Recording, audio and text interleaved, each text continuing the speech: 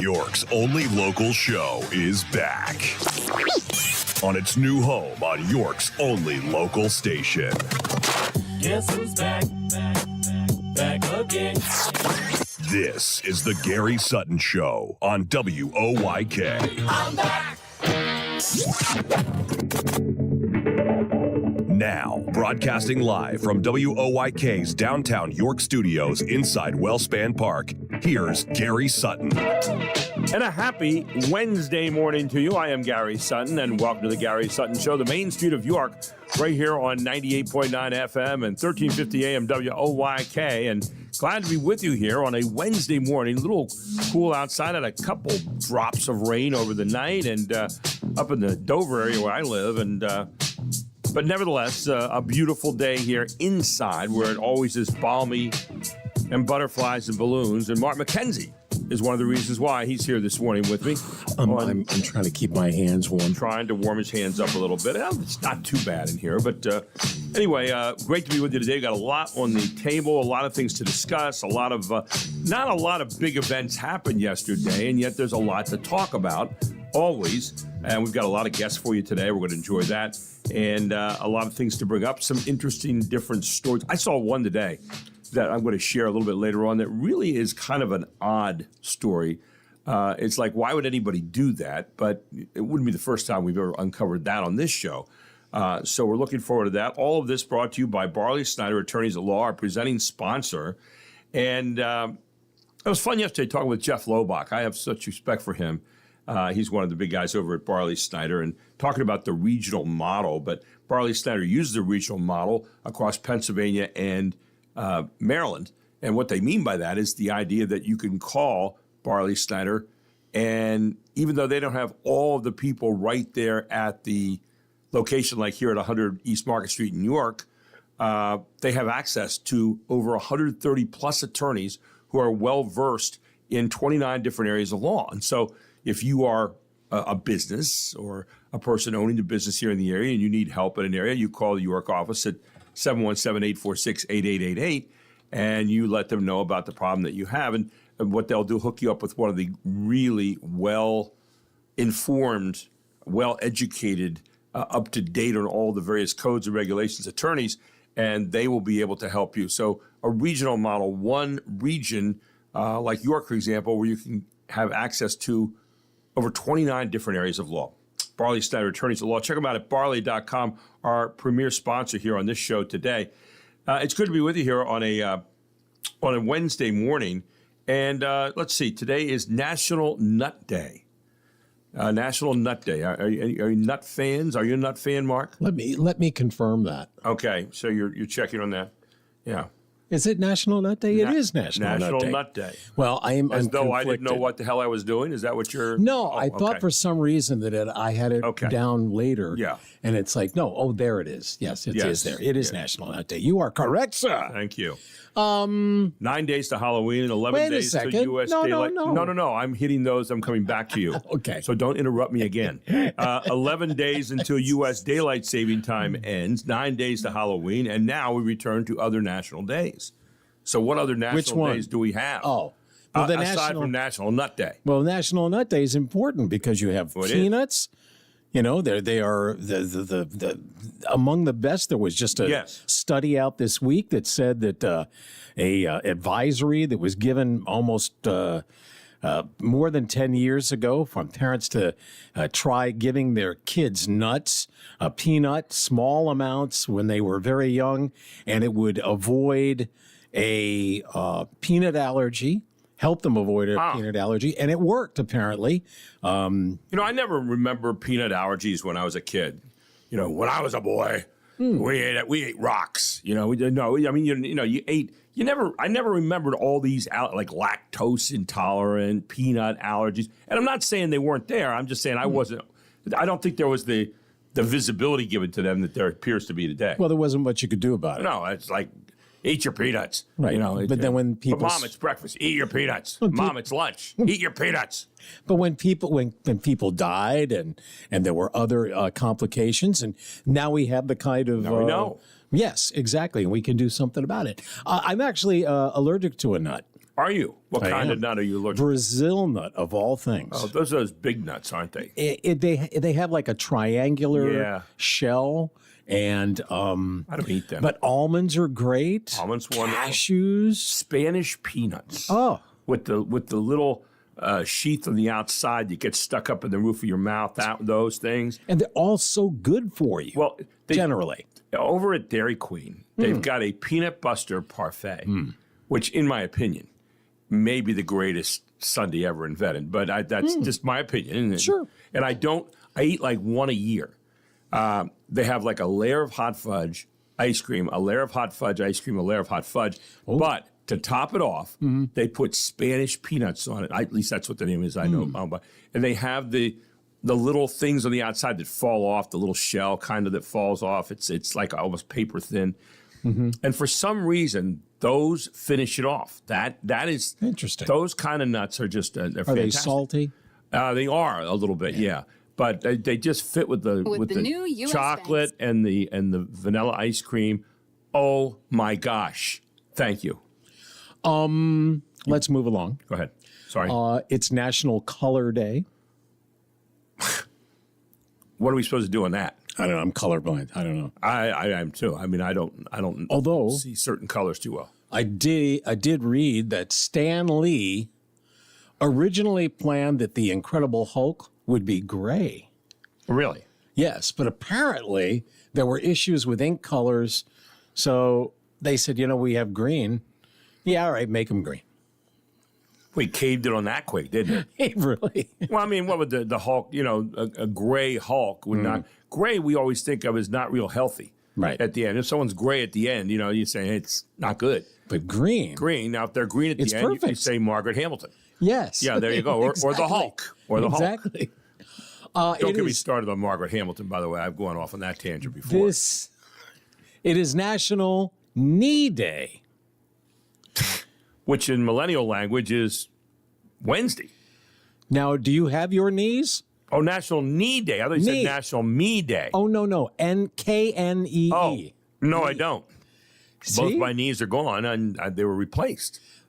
And I have some interesting knee facts here from facts.net. Ah. The knee is the largest joint in the human body. Is that right? I did not know that. That's what it says But that here. does make sense now that I think about it. Mm-hmm. Okay. It says knees can bear up to 5 times your body weight when running. Wow. That's pretty good. The most common knee injury, Right. ACL tears. Yes. And, Had them. Oh, you had that? I don't have them now because I don't have any knees. Well, but, that's not why you got them, though, right? Well, that helped to lead to it. Oh, did it? Okay. Yeah, both my knees were. And let me see. Are there any? I woke up during my knee operation. Ever tell you that? Did you? I woke up in the first one. Dr. Etienne did both my knees. Ah. And I woke up in the first one. It was the day after the Super Bowl. And I woke up and I sensed this beating on the outside of my leg. Now, because of the shot that they put in there, it numbs your whole lower body. Right. You can't feel anything, but you can feel that someone's doing something to you.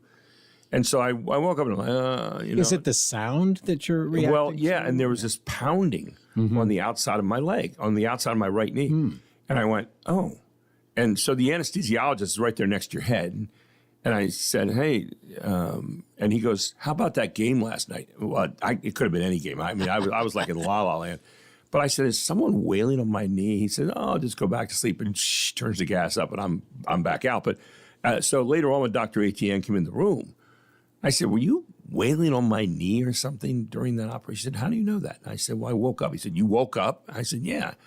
And he said, yeah. He said, we have mallets, we have saws, we have all that kind of stuff. And then he started describing it to me, which I would have rather not heard. No, I'm kidding, but he was gentle about it. But yeah. Babies are born without kneecaps. Is that? I did not know that. That's probably something new. Probably why they're not allowed in the mafia. And probably exactly. Probably why they're not running a lot at that point. Hey, Mom, look. And then, geez, I don't have any kneecap. How about this? Ancient Egyptians used wooden prosthetic knees. Wow. Apparently, and just so you know, they weren't like replacing the good knees or like people with legs. These were for people who had like amputations. Yeah. And it allowed them to walk a little bit more easily. So they were working even then. The knee is a common site for tattoos. Really? I didn't know that. I didn't know that. I've never seen a tattoo on a knee. Anyway, I think that's enough about the knee. Yeah, and I think that last part is yeah, we need to investigate. That's why I said it's facts.com. Right. And the other food holiday today, it is Eat a Pretzel Day. Eat a Pretzel Day. Which, we have, of course, the pretzel capital of the world here, not far away in Hanover. And are you a... no. Do you like no sourdough pretzels? No. Do you like the hard pretzels? On occasion, if I'm hungry and there's nothing else available. Right. Oh, look, a pretzel. So you're not a pretzel fan at all?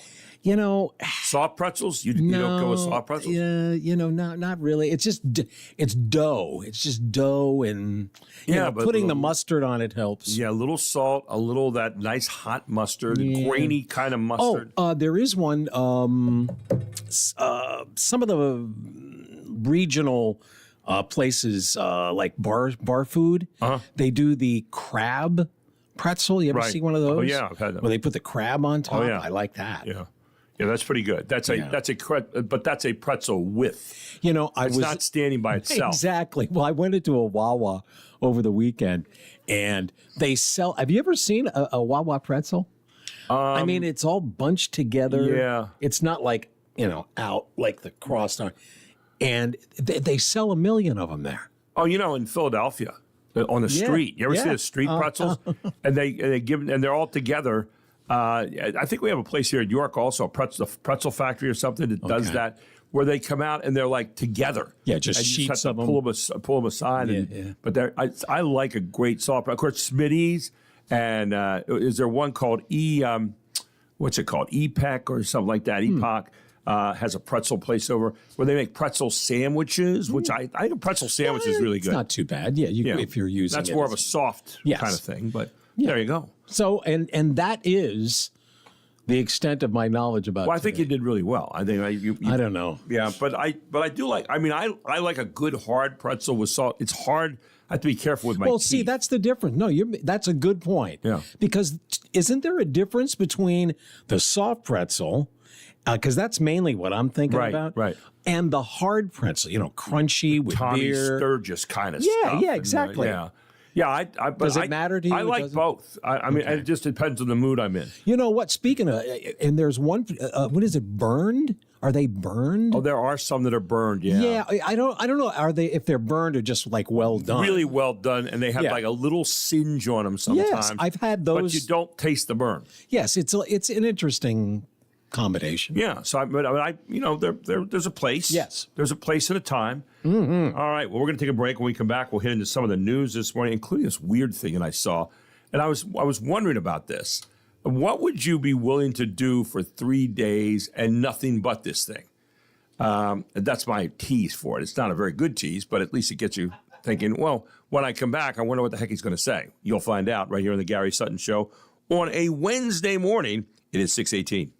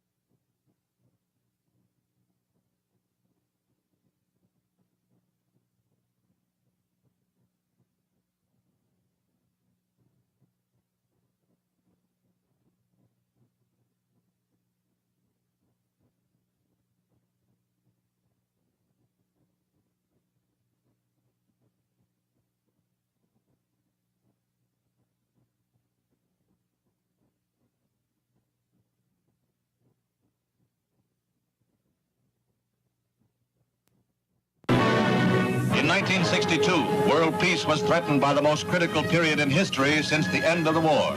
Red puppet Castro and the Russians turned Cuba into an island fortress, and U.S. planes spotted missile installations aimed at key points in the Western Hemisphere. Planes brought back evidence that moved the Organization of American States and the Western Allies to back President Kennedy unanimously when he declared an arms blockade of Cuba and laid down an ultimatum. To halt this offensive buildup, a strict quarantine on all offensive military equipment under shipment to Cuba is being initiated. All ships of any kind bound for Cuba, from whatever nation or port, where they're found to contain cargoes of offensive weapons, be turned back. In the face of U.S. determination, the Soviets dismantled their missiles and bombers and shipped them home. It was the retreat to Moscow. The democracies had served notice on the Russians that any aggressive threat in the Western Hemisphere would not be tolerated. Yeah, that was the part of the 13 days of the standoff between the United States and Russia over putting offensive missiles in Cuba aimed at the United States. And it was a scary time. We've talked about that a couple times over the last few days, but I'll tell you, as someone who lived through that, no less scarier. I mean, that was, even as a kid, we were aware of the seriousness of what was going on at that time, and President Kennedy coming on and talking about that at different times during it was the whole today. thing. Yeah, was the that little clip that you heard. Right. That's where he was ordering a naval quarantine of Cuba. And I guess what, this diplomatically, that's like an act of war. It is an act of war, yeah, and it's considered that. But it was the choice that he made based on a whole lot of other suggestions, including going in and bombing Cuba. And we had talked about that the other day, too. And, of course, we also, during this time, and a lot of people don't remember this, during this time there was an observation plane, a spy plane that we were flying over Cuba, got shot down. I'm trying to remember the name. Rudolph. It was. No, it was. I know who you're talking about. the pilot, and we. Oh, Gary Powers. Gary Powers flew. That was 61? That was over Russia. He got arrested. But there was I was thinking his name was Rudolph something, but I'll have to check that out. Anyway, he was shot down, and so that almost could have escalated things too, but the United States chose not to escalate over that. But it was a real scary time. And, of course, the Robert McNamara. Rudolph Anderson. Rudolph Anderson. I remember it was Rudolph, but I couldn't remember the last name. And so, yeah. Anyway, welcome back. Gary Sutton Show here on WOYK. Well, we are still in the midst of a government shutdown. It does not look to have any end in sight at the moment. I was reading an article this morning about the 10 key dates to watch as the government shutdown nears record length. It was an article by Joey Garrison, USA Today. And the first date they're looking at is today. The shutdown today, yesterday tied the 1995-96 shutdown. It's the second longest in the United States. Today surpasses that, okay? It would become the second longest at 22 days, trailing only the 35-day shutdown in 2017 during President Trump's first term in office. The 1995 shutdown during the presidency of Bill Clinton was sparked by spending disagreement between Clinton and Democrats and Republicans led by House Speaker Newt Gingrich. It was not a continuous shutdown, but rather two separate shutdowns from November 14th to November 19th, and then later on December 16th to January 6th, but didn't have the overall effect that the one is having now. October 24th, 2 days from now, the first full paychecks of federal workers will be missed. Federal workers are set to miss their first full paychecks on Friday, the 24th, if the government remains closed. And depending on their agencies, federal workers' next paychecks are scheduled for October 24th, October 28th, or October 30th. So these are some of the dates that people are looking at that we're keeping an eye on right now. Next paycheck for military members are due October 31st, so that certainly is something to keep an eye on. And the next one for congressional staff due October 31st to November 5th. So there are some dates out there. Open enrollment for Obamacare begins November 1st. Let's see, we got Head Start funding is at risk. That's November 1st. That starts. And the record for the longest shutdown, if the shutdown lasts until November 5th, it will break the record for the federal government's longest shutdown mark. So there you go. So we'll see if there's any movement between We're now and then. number one. Yeah, got to be proud of that, right? How about some other Go ahead, news? yeah. Here's another update. This one about the big heist at the Louvre. Or did you say the Louvre? The Louvre. The Louvre. Yeah. They now have a price tag. We didn't know exactly how much what the robbers took was worth, but now we do. The Paris prosecutor says the multiple items taken during a Sunday morning heist at the Louvre Museum are worth an estimated 88 million euros. That's more than $100 million, adding that doesn't include their historical value to France. The prosecutor's office is leading the investigation. Officials have already said thieves used a basket lift to reach an upper window at the back of the museum, forcing the window open, then smashing display cases in a gallery housing crown diamonds from the Napoleon era. That did trigger alarms, and a witness also called police, who arrived in 2 to 3 minutes. Still, the intruders got away. The French culture minister says the museum's security apparatus did not fail, but no details yet on how much surveillance footage they have. Lisa Brady, Fox News. Wait a minute. Didn't fail? I mean, it sounds to me, that sounds like government speak. I mean, the system didn't fail. So, in other words, these guys were so good they got around that whole system. It's going to be fascinating when they get caught and this story comes out as to how they did all this, because it was done in like 7 minutes. Yeah, it sounds like they were just fast. Yeah, and they're really good. I don't know. A basket? Yeah, yeah. So the system went off. The police got there and they're gone. Yeah, and 88. Over $100 million. I know, it's just kind of amazing that all this is going on. I'm doing my part. I've been scanning eBay, but nothing yet. Nothing coming up yet. You're not going to find that anywhere. That's going to be out on dark web stuff somewhere, and some rich person is going to buy it, like Thomas Crown, so they can sit there and look at it at night over a cup of wine. Yeah, and look what I have, and then have their secret little switch and their secret little panel to close up the window where. Yeah. Anyway. I never thought about this next thing. I was reading this article this morning by a guy named Chris Collin. And Chris Collin went to this city to take part in a kind of a survey. And the survey was, you sit in total darkness for 3 straight days. It was a 3-day retreat in total darkness. And the author, Chris Collin, spent days in a room with no light. And he was talking about who he would be when he emerged. And he was talking about what goes through your mind during 3 straight days in darkness. Now imagine, now we've heard of hostages being held in darkness and things like that. But if you voluntarily did this, can you imagine what would go through your mind during that time? I was trying to think about that this morning. And so it's solitary confinement. Solitary confinement, solitary darkness during that time. You never, ever see one bit of light. You're just in that room. I mean, I hate darkness. Best nap ever. Yeah, well, there you go. That would be my first day, but you can only nap so long, you know. And, that's true. But yeah, I just was wondering about what would you do during that time? What would you for 3 days? 3 days of total darkness.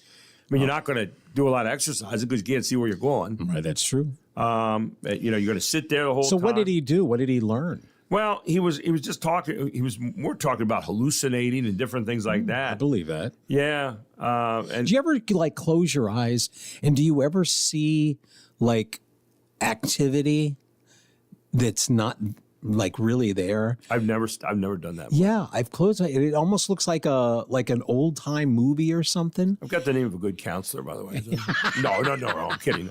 No, I know. It doesn't happen very often. You know, your mind's eye. Yes. You know, the idea of your imagining things in your mind's eye. Yeah, I mean, I think that's legit. But anyway, speaking of legit, Michael Gear, the president of the Pennsylvania Family Institute's up next. We're going to talk a little bit about protests and his thoughts about that overall. And of course, the New Kings protest over the week, or No Kings protest, not New Kings, No Kings protest. That'll make people shriek over the weekend, and contrast that to some of the demonstrations and so forth that Michael's been part of, and see what he thinks about that. All here on the Gary Sutton Show on WOYK. It is 6:30.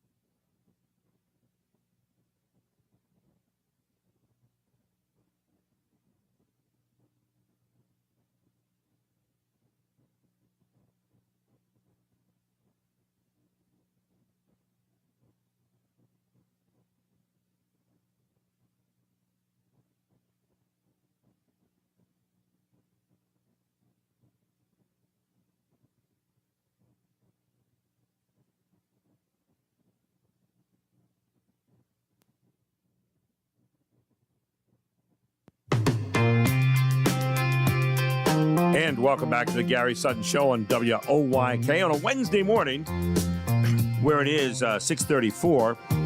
I am Gary Sutton. Mark McKenzie here this morning. It is the main street of York, and we are so happy to be bringing in the president of the Pennsylvania Family Institute, Mr. Michael Geer. You can find him at pafamily.org. Good morning, Michael. How are you? I'm doing great. I was in Baltimore over the weekend covering the Baltimore Running Festival, which includes like 4 races. I think it's a 5K, a 10K, a half marathon, and a marathon. And 13,500 runners took part in this whole thing. And it was fun to watch people that day. And I was working for WBAL. I was right at the finish line. And just watching all the people react and all the different people coming through and so forth. Well, while I was there was also a No Kings protest further on down in the city where the runners actually had to run by. And then there was also a concert going on up above us in the city and at the convention center. So all kinds of things going on. But what was interesting to me was that they were all going on and everybody managed to do it all at the same time and there wasn't any problem. And in fact, one runner, when I interviewed them after the race, said, he said, we ran by the No Kings protest, and he said they turned around from what they were doing and clapped for us. I thought, well, that's really good. But I got into a couple of conversations. I drove home that day up 83, and on the overpasses were people with American flags and placards and things and protesting the No Kings thing. And I got to York, and people had just broken up the big meeting downtown in the square. There are 2,200 people downtown here in York. And they look like the kinds of people that might live next door to me. A lot of them, dress the way we would dress. And I wanted to ask you this morning, because you've been part of protests and gatherings and demonstrating for ideas. Someone said to me, oh, these people are all haters. And I said, no, I'm not going to go with you on that. I said, that's not what it's all about. I said, people have a right to peaceably assemble. And by all accounts, this is a pretty peaceable assembly. Now, there might be people in there with other alternative agendas or ulterior motives. But for the most part, I thought, these people went out and said, we don't like some of the authoritarian things the president's doing, in their opinion. And I thought this is really healthy for America. And I was thinking back to some of the days where, I came to some demonstrations in Harrisburg about Obamacare and about abortion and different things like that. And it's no different, is it? I mean, in terms of being able to go out and peaceably assemble and say, I don't agree with this, or I have a different point of view. And it's incumbent upon our leaders, I think, then to at least take a look at it and say, well, if you have millions of people or if you have thousands of people in Washington like you do each year with the march, maybe we ought to perk up and list a little bit and see if we're missing something. Your thoughts on marches and protests and peaceable assemblies? Well, I remember being probably, I think one of the first times I met you was at one over a legislative pay raise back in about 1995, and lots of people gathering at the Capitol to say, hey, wait a minute, this was done illegitimately or whatever. So protesting or public demonstrations and things are part of the American experience and part of, our free speech rights and freedom of assembly rights and freedom to petition government and all of those things that are written into our Constitution. And so they're precious rights that we should cherish and appreciate. When they do turn violent or when they have messaging that suggests, which I think there were some signs, again, these are few and far between, and probably fringe people who are doing it, saying things about people should be killed or hoping somebody dies or those sorts of things. That's over the top, and those are the things that unfortunately do happen, but then also then are the ones that are highlighted on social media and cable news and whatever. I think the difference that we're seeing, perhaps, in terms of such not just large protests, but just the sort of people yelling at each other, or let me rephrase that. I guess what I'm saying is people sort of, because of the ubiquitous now of social media, of cell phones and all those things, that nobody has any kind of, we don't have a unified sort of message in the country. It used to be we all watch the same movies, watch the same TV shows, listen to radio, all of those kinds of things, that we had a shared experience as a culture, which is not so much the case anymore. People listen to their own streaming music, their own streaming movies, their own streaming television shows, and all of these things that, there can be a very famous singer or somebody who has millions of followers, let's say a singer or music group, and you ask somebody else and they say, I've never heard of them. right. which was not the case before. Everybody kind of knew. I've heard about the Beatles, or I've heard about Joan Rivers, the comedian, or all these other things, because you'd see them on TV. So I think that the stream of messaging that people have, the people who might show up at a protest of No Kings or something else, has to do in some measure with where are they getting their sources of information and how are they developing their views and things. So, I'd like to see some marches that were pro-policy, pro-ideas. Yeah. I'd love to hear, for all sides. This is not restricted to any one thought, but I'd love to see some things out there where people stand up and say, hey, have you tried any of these ideas, government? You got a government that's shut down right now. You got a state that doesn't have a budget. We're watching all this. Wouldn't it be interesting to have, what are your ideas? Get your ideas done. Come up with a solution. I think about that, and I guard zealously the right of people to have a different point of view. But by the same token, I don't think we see enough of this idea of the pro stuff. In other words, what do we want to see as Americans? What are the ideas we'd like to see out there? And to start to get back and get galvanized a little bit about a point you made there in the beginning, which I thought was very good, of common values, common thoughts about what this country needs to be in the long run. Yeah. No, I think that's right. And considering what the No Kings protests, again, some of this may just have to do with the filter through which I observe news or the sources that I get it from. But there are a lot of people who are, doing sort of independent reporters doing man on the street interviews, saying, what exactly are you protesting here? And they couldn't really, some of the people they interviewed, again, it's filtered, couldn't really say the specifics of those sorts of things. And someone else pointed out, rightly or wrongly, that the same people that are marching saying we don't want any kings and whatever are also those that are calling for government health care and government, all of these different things, that government should be providing all of these things for them, which in effect is looking for a benevolent king who will just simply provide for all of the people, and which is kind of contrary to sort of the personal responsibility notion of what America is all about. So. Yeah, it's interesting. I'm just reviewing, seeing what happened around the country with these the No Kings protests.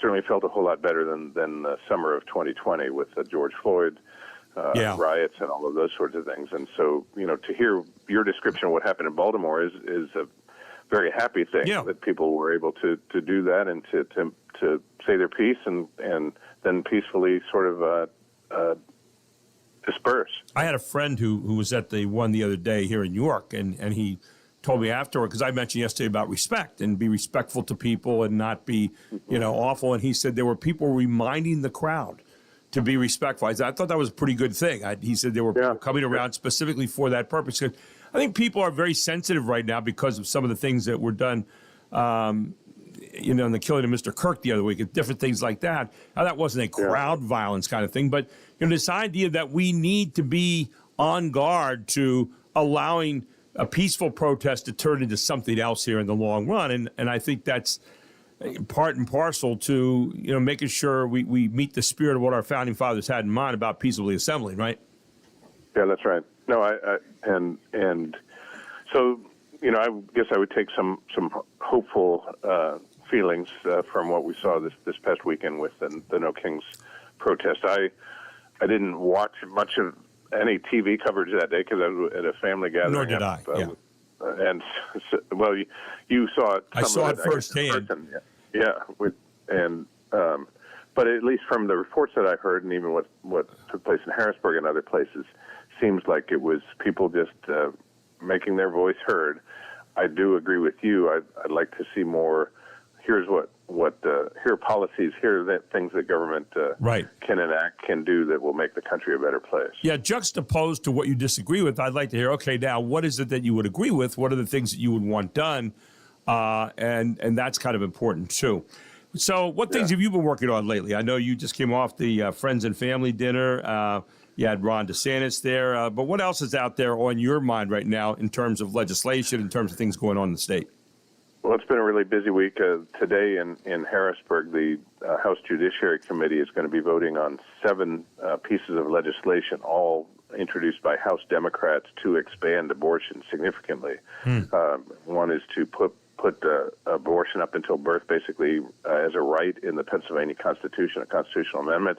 Other ones are to remove sort of health and safety restrictions that currently exist on abortion clinics and to repeal those things. Another one is to create what's called a shield law, which would prevent people from filing any sort of civil action or lawsuits or whatever against physicians or others who are involved in abortions that end up being botched.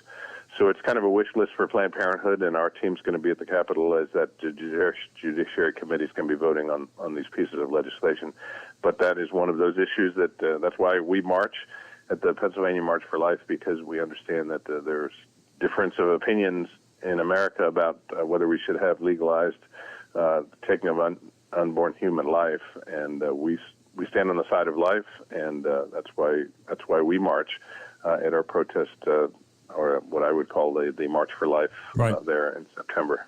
Well, and I said it's it'll be a sad day when we can't stand for ideas on how we view the nation and how we view policy here in this country and what it is that we are standing for. And I think the point you made earlier, some people come to these rallies now, it's kind of a social thing. Other people come there, they're not quite sure why they're there, but a friend say, come on, let's go.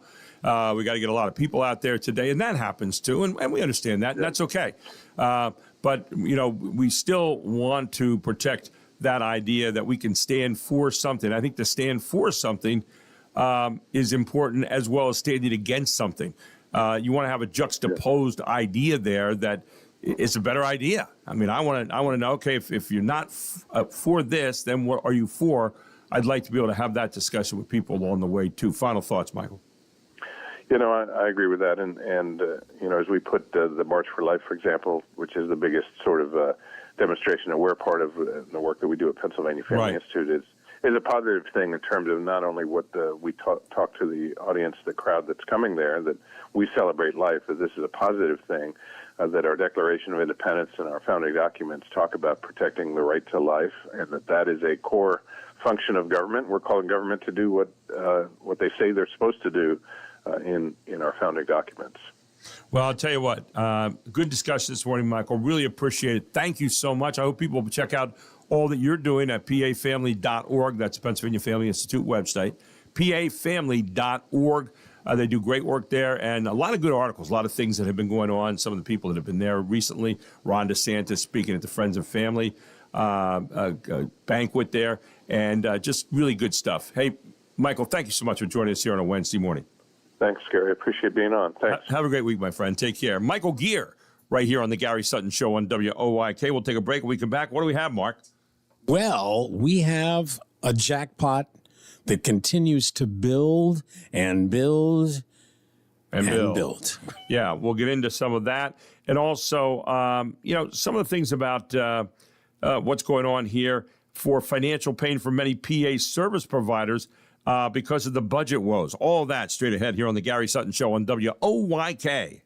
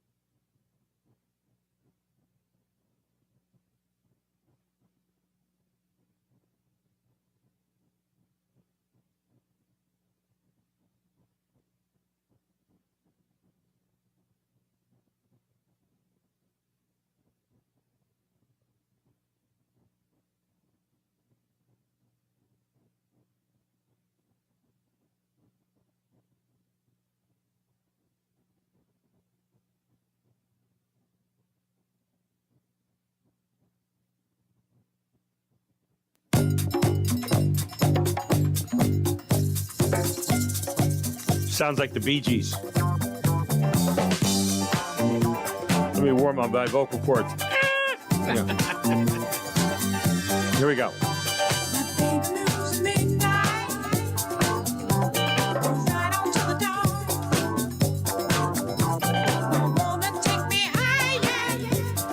Yeah, I used to hate their music before the disco, and then I loved their disco stuff. So, you didn't like the ballads? No, I didn't like any of their slow ballads, but I loved their disco stuff. I did. I don't. How to Mend a Broken Heart? It was okay. That was okay. I probably should have mended to say yeah. Amend it, yeah. A little codicil, a little addition. But, you know, I loved this stuff. I don't know what it was. They just had and they found their time. I mean, they were nailing it right and left there during this time. And all the songs sounded kind of the same. They were a little ahead of it, I think. They might have, you know, you're right. They might have been.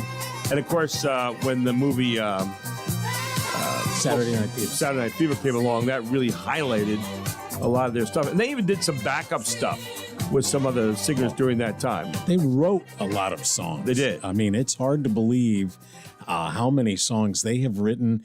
And it's just like with Paul McCartney. It's like, how do you write so many different, and Billy Joel, different kinds of songs, yet they have, you know, their signature obviously is the falsetto. The high falsetto voice. And you know, maybe not as pleasant to listen to sometimes if it's slow and drags out like the pre-disco.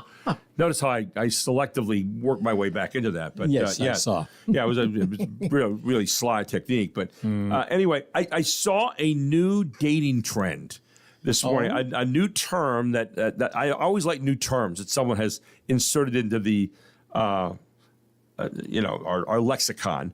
And throning. Have you heard of throning? Throning, like a throne that you sit on. So putting someone on a pedestal?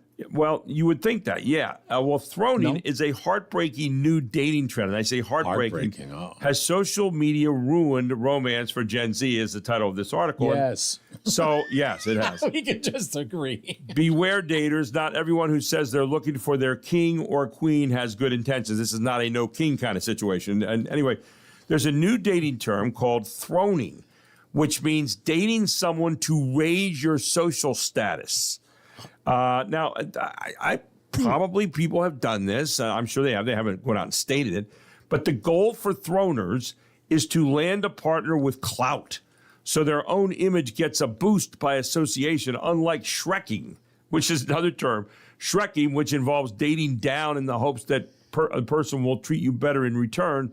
Throning involves dating up for all the wrong reasons, okay? Basically, the date is a throne that is used to elevate the person who is doing the throning. One TikToker explains in a video. Right there's the problem, says TikToker. The scenario focuses solely on social influence or status and not on building a real emotional connection. What could possibly go wrong there? Really? The TikToker warns if a person seems overly focused on your status or social circle and changes their behaviors toward you depending upon whether you're in public or private, this can indicate throning. Throning has gone by different names in the past: gold digging, clout chasing, etc. What's new, however, is the impact total social media the total impact that social media has had on throning. Throners aren't just dating people for their money or power. They're also dating people for their followers and online influence as well. So dating someone because of the following they have, are they an influencer? People are curating relationships the same way they curate content. Sounds shallow. Boy, shallow is kind. Yeah, you're right. I mean, the rise of convoluted. Yeah, thank you. It's just not good. Anyway, moving along. Let's talk about raising your social status. Okay. By winning a lot of money. Yeah. And the easiest way to do that. Is it the easiest way? It might. I don't know. It's the quickest way. But, the alternative is years of hard work. So this is the next best thing, playing a lottery, and the Mega Millions just keeps growing. No big winner in the $650 million Mega Millions jackpot means it's grown to at least $680 million for Friday night, which makes it the 9th largest jackpot in Mega Millions history. Tuesday night's winning numbers drawn were 2, 18, 27, 34, 59, and a mega ball of 18. The last Mega Millions jackpot winner was back in late June when one anonymous player in Virginia won $348 million. The game's current all-time record jackpot is $1.602 billion, which was won in Florida back in the summer of 2023. Ted Lindner, Fox News. $680 million. Wow. And the U.S. and Australia signed critical minerals agreement with $8.5 billion project pipeline the other day, which is good news, I guess. A pipeline from America to Australia? No, not a real pipeline, but the pipeline of getting minerals over here. Yeah, that'd be a long pipeline. It would be. Yes. Prime Minister Anthony Albanese signed an agreement with President Trump on critical minerals that Albanese said includes plans for projects worth a total of $8.5 billion. Now, the reason for this is obviously offsetting the amount that you're not getting from China. And this goes right up against China. Albanese said there'll be 3 groups of joint projects between the two countries, which will include companies such as Alcoa. The United States will invest in rare earths processing in Australia, the Prime Minister said. And President Trump and Australian Prime Minister Albanese signed this agreement on Monday. So it'll be bringing rare earth minerals here to the United States ultimately, although it sounds like they're going to be mined and produced right there in Australia. So we've had lots of stories from Florida about crocodiles taking out humans. Yes. All right. Well, here's a story about somebody who tried to take out a crocodile, and now they're looking for him. Video recorded in the Florida Keys over the weekend shows an 8-foot American crocodile with a spear launched into its head. Neighbors spotting the reptile in Key Largo and calling for help.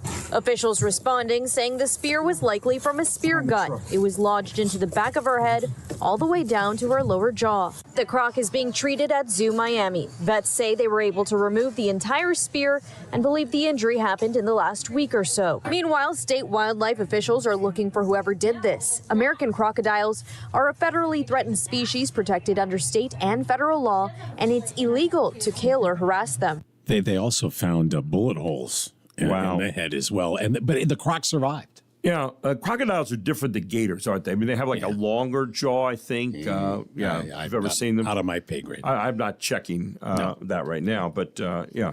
So anyway, that's I mean, you don't just want to be cruel. I mean, right. But unless they're like boa constrictors or, the other big snakes, slow Bee Gees, pythons. Yeah, you can kill them all day long. I don't mind. But I don't like them. They're not good. Anyway, when we come back at 7:05 this morning, we'll check in with Jeffrey Coleman on all that he's looking at right now. He just got back from Africa last week, and we'll have some more stories on that, plus other things that he's looking at as well. All here on the Gary Sutton Show on WOYK. We'll also check in with Tim Barker, on some things having to do with the law. He's our district attorney of York County. He'll join us at 7:35. So lots ahead in the next hour, all here on the Gary Sutton Show on WOYK. The Main Street of York, back with more. It's 7 o'clock.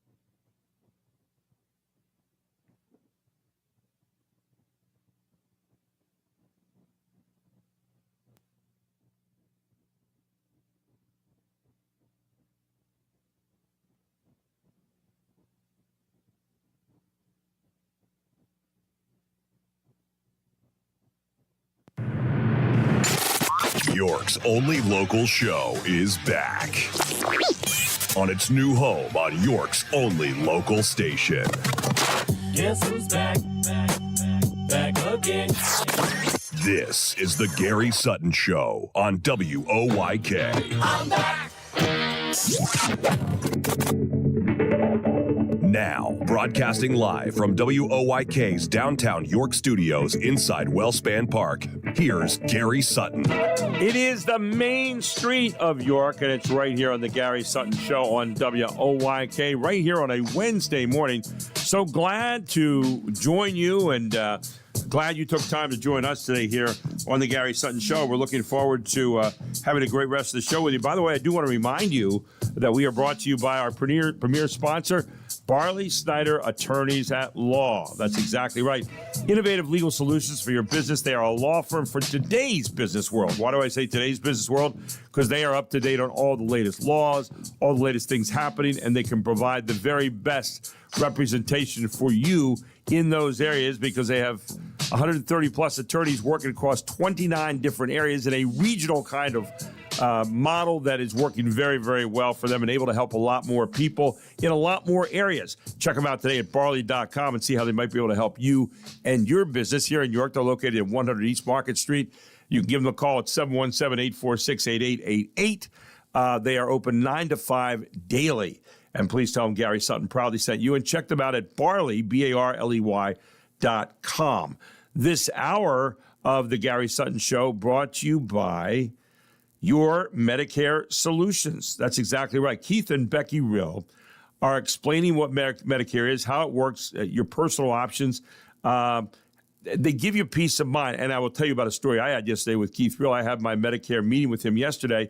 But they point out the best plans for you, simple enrollment. They help you with that. They talk about Medicare Advantage. They talk about your prescription drugs. They talk about Medigap, the supplement plans that go along with your Medicare. They know what they're talking about, and they go digging for you. And you can give them a call to get a personal meeting at 717-487-4382 like I did yesterday. You can email them at rill, R-I-L-L, at your-medicare-solutions.net.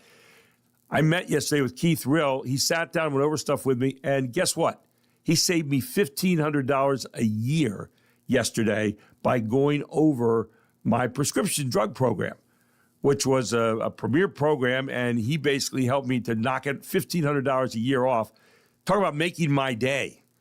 He didn't say, go ahead, punk. But he did say, Gary, I can help to make your day. And he showed me the comparisons. And I'll tell you what, the work they do there is really, really good. You want to find out about, if you're thinking about just sitting pat on what you had in terms of your past program, think again. Get on over there and give them a call right now at 717-487-4382. They do great work. They really take time to talk to you as a person, find out about your plans.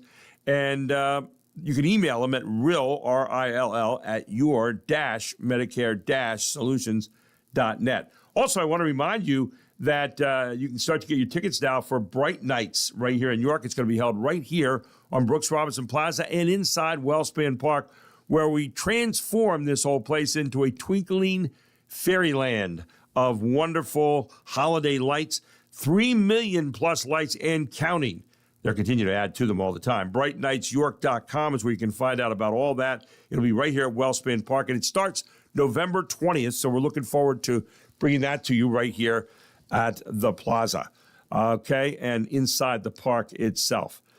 Welcome back to the Gary Sutton Show here on WOYK, and we bring in this morning Jeffrey Coleman, who is the co-host of Morning Light on Lighthouse TV. It's on at 9 o'clock. He's also the principal at Churchill Strategies. Good morning, Jeffrey. How are you? Good morning, Gary Sutton. I'm doing very well. Oh, my goodness, there's a lot going on. I have to get more breath here to get it all out. But I saw a thing on Make It. There's a page called CNBC.com, and they have a particular category called Make It. And I was reading this, and this was not news to me, but I thought it was an interesting thing to bring up with you this morning. Want to lower anxiety? Put your phone away. The longer we can take breaks, the better our brains will be, an expert says. Well, that's not the biggest news I think it's ever come down the pike. But I guess for people who are soaked into their phones all the time, this is something that, oh, really? the idea, someone once told me that if you don't parent your kids, something else will, or someone else will. And that something else is the phone, and the idea of putting your phone away. How do you treat that? I mean, you're a guy, you're running all the time like I am, and Mark and I talk about this all the time. I have information galore on my phone, but I've really taken to, there's certain places I will not take it. I don't take it to church. I don't take it to the golf course. I don't take it in when I'm having dinner with somebody. I don't, unless I need it for that as an informational tool. But I don't take my phone everywhere, and I figure if people need to get hold of me, they're going to have to wait a little bit till I'm done with that activity and focusing on real people in the moment. What are your thoughts about that? Boy, it's a complicated one, and I'm still learning the balance. And I think the reason that it's difficult to find the perfect balance is because it is not a cordless phone. Right. It is a supercomputer in your pocket that allows you within seconds to reach anyone in the world who you have a contact with, and also allows you to do any number of things. I mean, the basic navigation services in a phone. If I'm meeting somebody for lunch and I'm 1 block away, right, and I'm going to find the best route, instinctually now, I just know to hit the little man walking and find how many steps I am away, and then I can calculate where I'm going to need to be in the next 5 minutes to make sure that I'm on time for that. Now, all that said, I think it is creating something of a dependence. There's something cognitively, I think, that is happening to all of us because we're not physically writing things down. We're not posting them on the fridge. We're not doing the things that we've done before to keep our brains active. I'd love to see 30 years ahead at what this does in terms of dementia, Alzheimer's, other factors. I'm consciously now thinking, when can I pick up the pencil and the pen to make sure that I'm writing and engaging that way? Wow. You mentioned about it being a supercomputer in your pocket, and that spins off into another area here as well, that when you look at the phone now, like, during the show, I don't know how many times I'll resort to saying, I wonder what that's about, or I wonder what that definition is, or I wonder what someone has said. So I hit it, and now what comes up in the top of the page is the AI version of, okay, here's all the information you want to know about this, and I'm astounded, and yet I find myself saying, is that all right? Is that all true? Is that all accurate? And how do I check that in a short period of time? Because you see it up there, and I mean, it looks really good, the whole chatbot stuff, and then it says more detail, and you go down, and you can read what looks to be pretty factual. Yeah. How do you treat all that right now when you go to check on something? Well, it's a fact-checking trail. So every time you use ChatGPT or any AI function, it's providing a citation. It is not providing full context, and it's not always cross-referencing sources. So, if you believe that, at the basic level, if you want to know the age of a celebrity, if you want to know the price of milk or the average cost of gas in Nebraska, I think ChatGPT is good for that. If you're trying to find out a historical fact, those are the things you really want to cross-reference. They may be saying this person said, quote. The reality is it's an amalgamation of several quotes over the course of a period of time, or legend says, so the reliability of these resources is really only as good as the data that we're putting into it, and we still have to have the human interpretive quality on top of it. That's really tough. So what is the relationship now between computers and man? Everybody's always worried about, well, our jobs are going to go out the window to AI. Yeah. And we've always had that warning every time we've had like the Industrial Revolution. Oh, my gosh, jobs are going to go away. Factories are going to take over everything. And it never really ever happens. I mean, it seems like there are more jobs, in many cases, some we haven't even thought about yet, being created out of this. Does that still hold true as a model, do you think? Oh, I think that any kind of automation, or any time when you are relying on one particular system or process and it's interrupted by a technology, I mean, people now are inventing on top of it, kind of using the core of what AI can do, and then thinking about all the implications for it in every area of life. So you're seeing the first generation of all those tools emerging.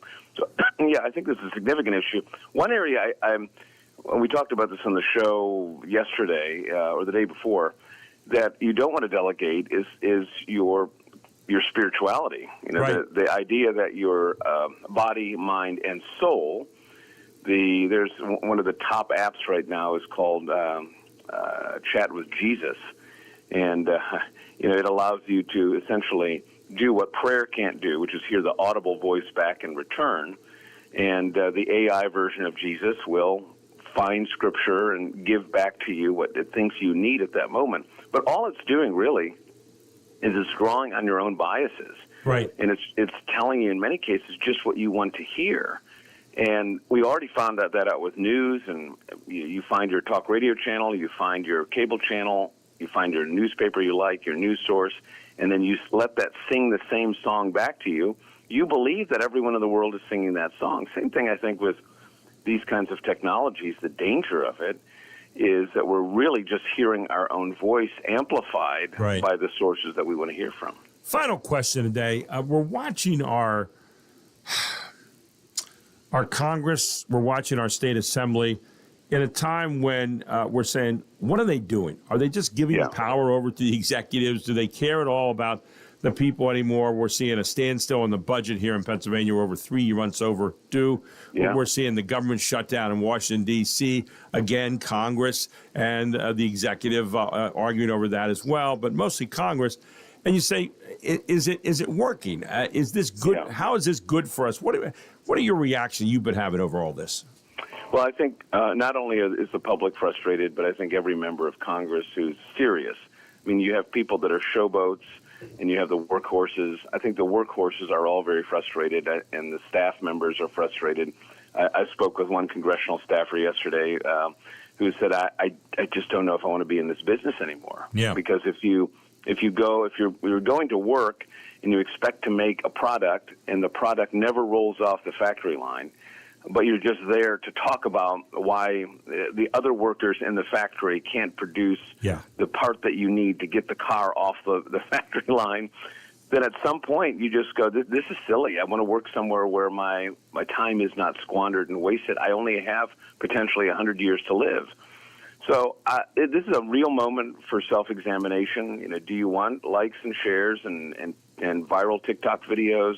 Do you want a news contract after you leave Congress, or do you want to be a serious person who will contribute something that long after you live, you have a legacy? Right, and getting results as a result of that, and making good policy. And it seems like we're more interested in making bad politics than good policy, and I have a difficult time with that. Hey, what's on this morning on Morning Light with you and Deborah Pickerton? Yeah, a brand new Pew poll is out, and it's the annual Pew poll on the influence of religion in American life, not just Christianity, but all religions. Right. And there's a growing sense that religion has power in America, but many people of faith, Christians in particular, say that the culture is asking them to do things that contradicts their faith. So it's a tension there that is going to lean one way or the other and will one day be resolved. And nobody covers it better than you do with your panel and with the thoughts and videos you use on the Morning Light, which we can find right here on Channel 49, Lighthouse TV. You also have a website there where people can watch it at their own leisure, Jeff. MorningLightLive.com, anytime. MorningLightLive.com. They're on 9 o'clock this morning. Check them out. Or if you don't have a chance to do it then, later on, MorningLightLive.com. Great show. Good news show. And they take a look at it through a Christian perspective. And it really is a wonderfully done show. Jeff, thank you so much for joining us. As always, here on a Wednesday morning, my friend. Have a blessed rest of the week, okay?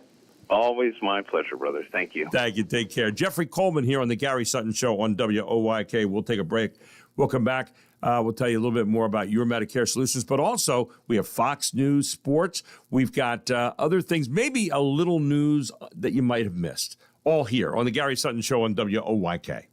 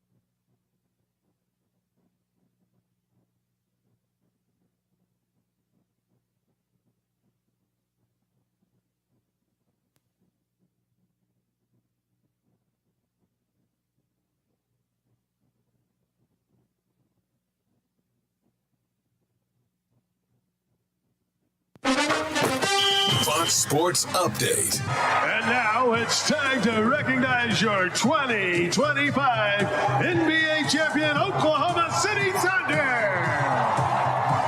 The seasons are changing. The NBA is back. 2 games last night. The first one in the same place that last season ended, at Paycom Center in Oklahoma City, with the Finals MVP. Now, welcome to center court, Shai Gilgeous-Alexander. Okay, see, how we doing tonight? We good? On behalf of the organization, myself, my teammates, we just want to say thank you guys. You guys have been amazing. Since the moment we stepped here, the love has been unconditional. From when we were losing by 40 to winning by 40, you guys never wavered. And for that, we will never forget you guys. This ring is just as much ours as it is yours, and we love you guys. Okay, see, let's do it. Last season's NBA Finals MVP Shai Gilgeous-Alexander addressed the crowd and then went out and scored a team-high 35 points in the first game of the season. The Thunder and the Rockets went to overtime, then double overtime. First time in 20 years an NBA opening night game needed 2 overtimes. 3 players fouled out, including Kevin Durant in his Rockets debut. Durant fouled Shai Gilgeous-Alexander with 2.3 seconds left. SGA then made 2 free throws, and the Thunder won the game by 1 point, 125-124. Chet Holmgren added 28 points for the reigning champs. Durant scored 23 in his Rockets debut. Houston got 39 points and 11 rebounds from Alperen Şengün. Second game on opening night saw the Warriors beat the Lakers in Los Angeles 119-109.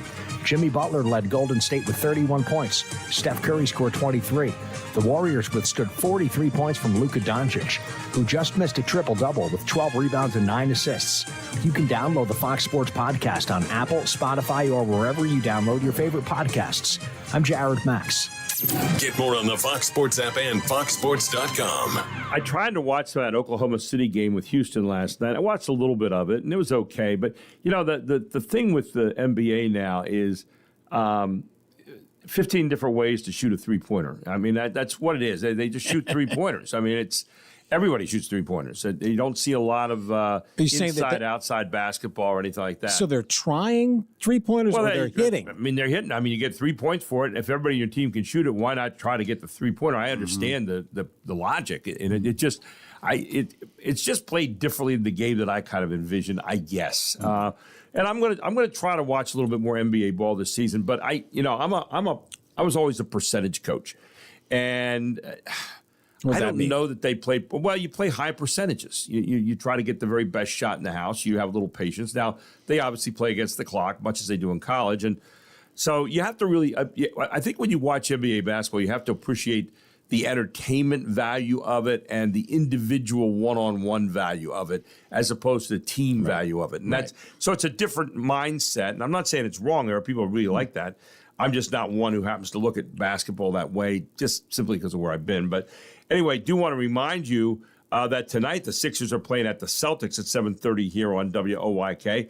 And then Thursday night they have football here. The Vikings at the Chargers at 7:30. Then Friday night, big game. This is a yearly battle. Central at York High. It'll be Darryl and Andy Bria on that one. That'll be at 6:30. I'm also doing that game that night on TV. So, but we're going to be sharing the box, unbeknownst to Darryl at this particular point. Yeah. They always get mad because TV always gets a nice place in there and it kicks the radio out of the box. So I hope that's not the case here. We'll be at York High that night and looking forward to it down at Smalls Athletic Field. Don't forget Bright Nights coming up here. You can get on the web right now at brightnights.com, brightnightsyork.com to get your tickets. It starts November 20th. It's got a great display of over 3 million plus lights here at the stadium, inside and outside. I think they have like a little mini Ferris wheel that goes around, and everything's decorative. It's beautiful. And it's going to be right outside our doors here on Brooks Robinson Plaza, and then inside as well. And it's just a lot of fun for you and the family. Go to brightnightsyork.com right now to get your tickets and more information about that. So there, we have all of that going on this morning here on the Gary Sutton Show. And what else do we have happening, Mark? Well, you were talking about AI with our friend and Jeff, and I saw this story, and you know, he's right in that it's being integrated in ways that going to make it hard to say no. Right. And here's another one of those. OpenAI, the company behind ChatGPT, is debuting their foray into web browsing. It's called Atlas. What's new about a new web browser? It's combining ChatGPT into the browsing experience in a way to make the chatbot more integrated with online research, but also to function as a personal assistant where you can have it work with websites on your behalf to make reservations or purchases. This would be OpenAI making itself competitive in the same space as Microsoft's Copilot browser and Google's integrated AI mode. The agentic features are part of ChatGPT's paid tiers, but the browser itself is free to all users. Eben Brown, Fox News. And here's one for you. Speaking of AI, we'll continue on that because we have stories on AI every day. We've hit the foundation level here. We've hit the bottom of the basement. Too exhausted to get all dressed up for Halloween? Now you can look like you went out without leaving the comforts of your own couch. A product designer at Meta just put out his own app that makes it look like you went to a Halloween party. It uses AI to create fake photos of you in costume with other people partying around you, even though you're not doing any of that. Is that like throning, but for yourself? I guess. The app just came out this month, but it's not specifically for Halloween. It's called Endless Summer because it's mainly meant for fake vacation pictures. Can you imagine there this? you go. Fake vacation pictures. So you have fake pictures of you going to a Halloween party. You can try out either mode and do 4 photos for free. Then you have to pay if you want more. The results seem a little hit or miss. Some people say it worked great. Others say the photos it spit out didn't look like them. That's from TechCrunch. And I'm looking here. The person is like all dressed up for Halloween, even though they didn't never go out and they never went to the party or anything else. So you can go to click Endless Summer at the top of the app. Yeah, Endless Summer. So we've gotten that lazy, have we? Really? They can't even, I'd like to go to a party, but I'm really tired. And, what about individuality? I'm not going. Yeah, I'm not going. Thanks so much. I won't be there. Instead of saying, let me dress something up here and put it up on AI on the web so people think that I'm a party animal, even though I'm lying at home on the couch watching, heaven knows what. Pass the Doritos. Oh, my Lord. I mean, we've got it just really, that's what we've come to. I don't know. Tim Barker's up next. He's always working, okay? And he's a party animal, I think, when it comes to listening to music and wanting to enjoy life. I'm not saying he's out there partying or anything all the time, but he's also got some thoughts this morning for us here. It is Domestic Violence Month, which is a very serious thing, and he's going to talk about what's going on with that, all here on the Gary Sutton Show on WOYK, where it is 7:30. This hour being brought to you by Your Medicare Solutions. Check out your-medicare-solutions.net. Keith and Becky Real are ready to help you like they helped me yesterday when I went over for my Medicare chat. Well, they just saved me $1,500 for the year. Oh, yeah. Can they do the same for you? I don't know. I don't know what your plan is, but why don't you find out all about it by checking them out today at your-medicare-solutions.net. They are ready to help you right now. Check out your Medicare program. We'll take a break. We'll come back with more at 7:30.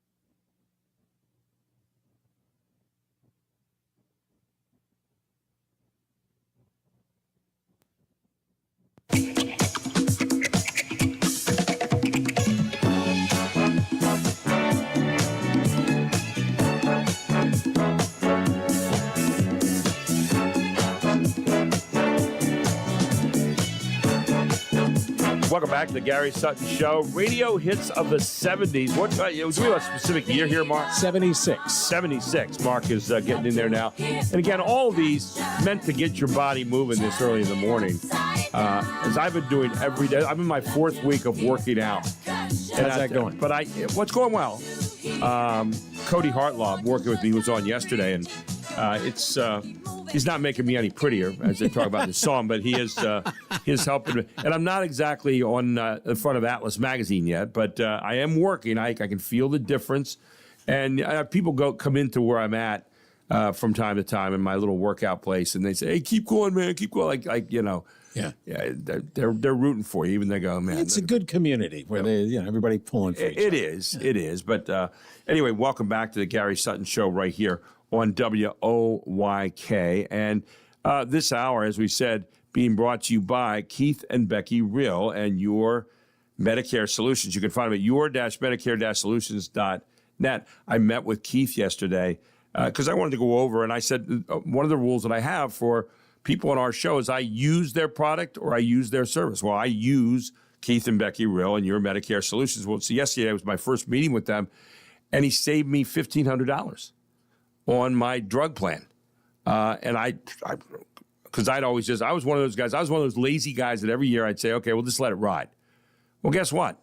He saved me $1,500 a year by the kinds of drugs. So I have a lot of generic drugs. And so there's a lower plan that I can get that I don't have to pay for. And I've been paying for it. And Keith very expertly explained, how this all works.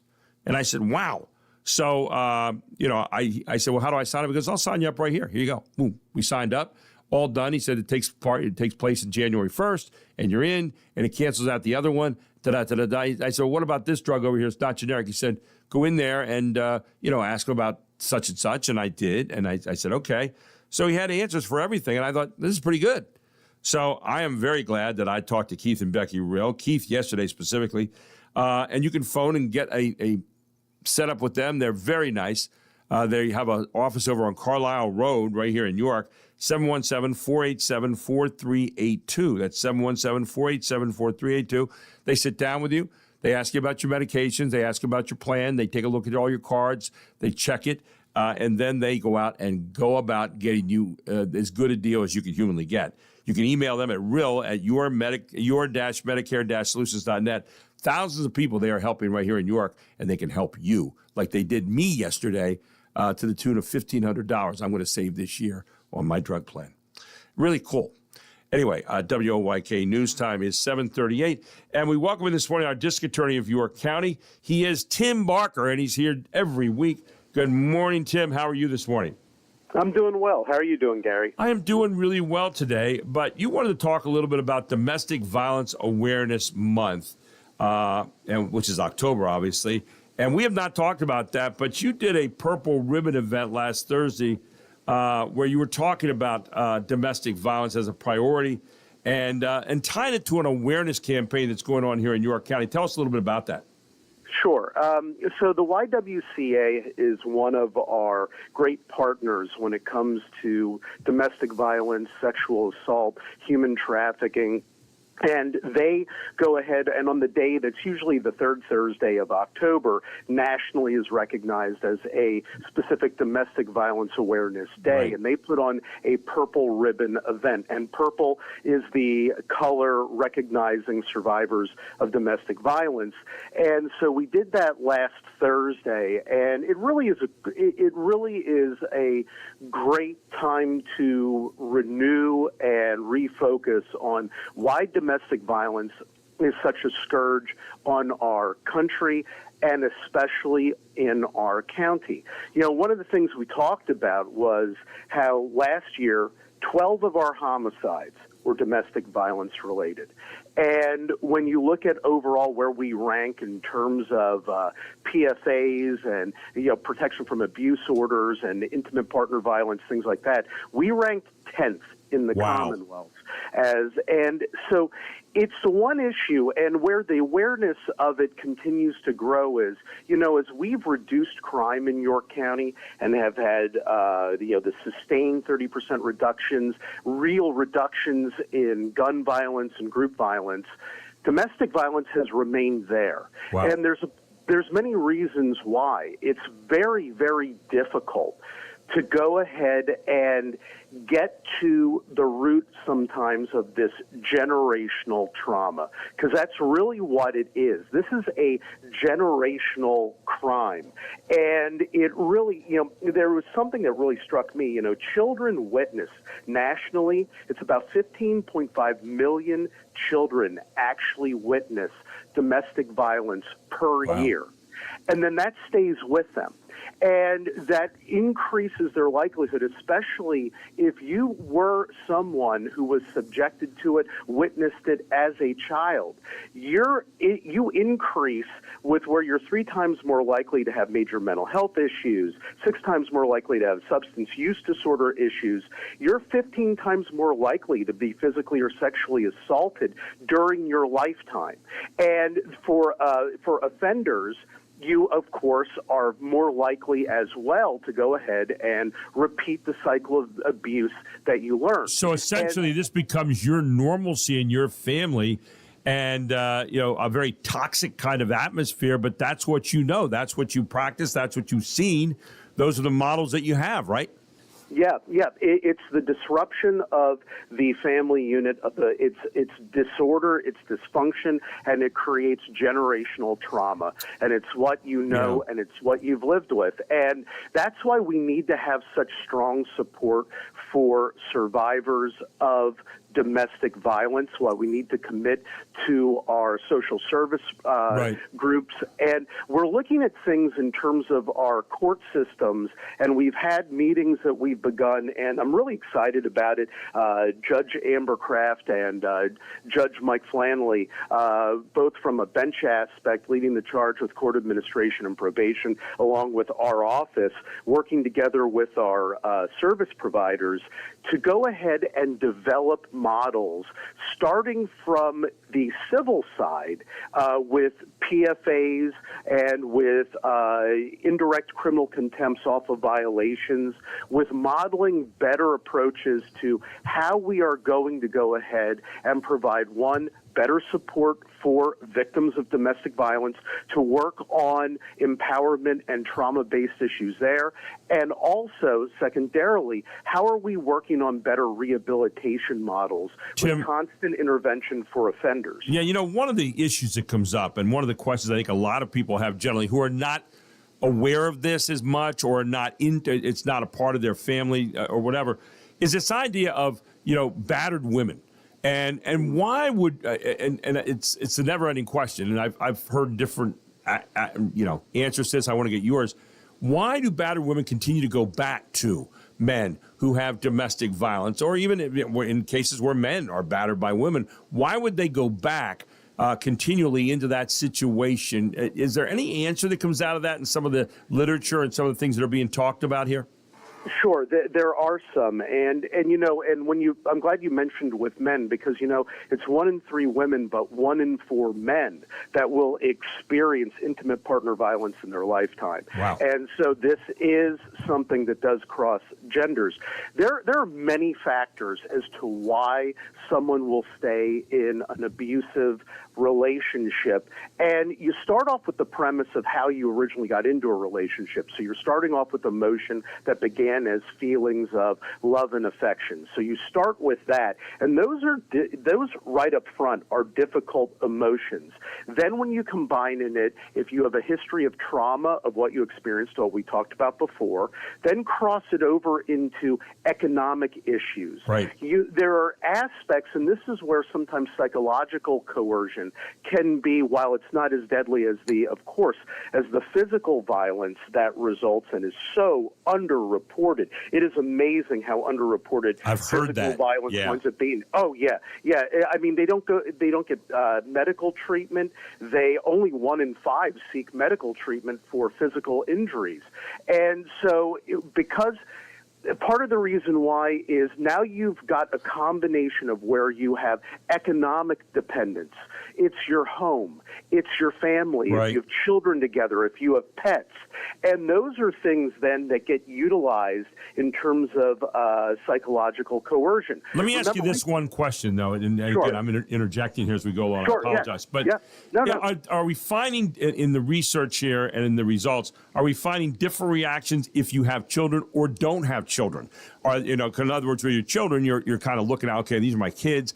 If I'm gone, maybe they're going to get battered, or maybe they're already getting battered, as opposed to just the wife or just the husband leaving because of being abused and not having any children involved. You mentioned about pets. I hadn't even thought about that. But any information on that kind of differentiates between the two?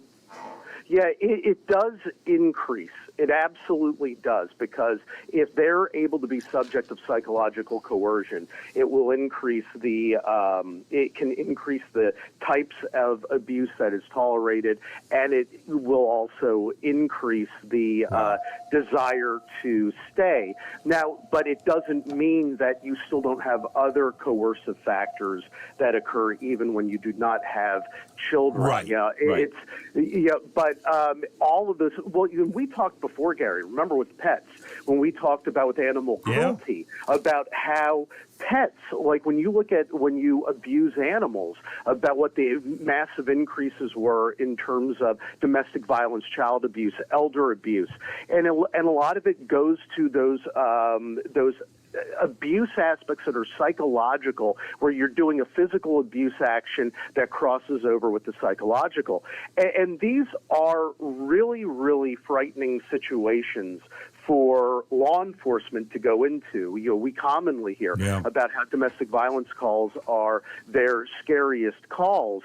And well, look at the North Pedora situation, right? Yes, 100%.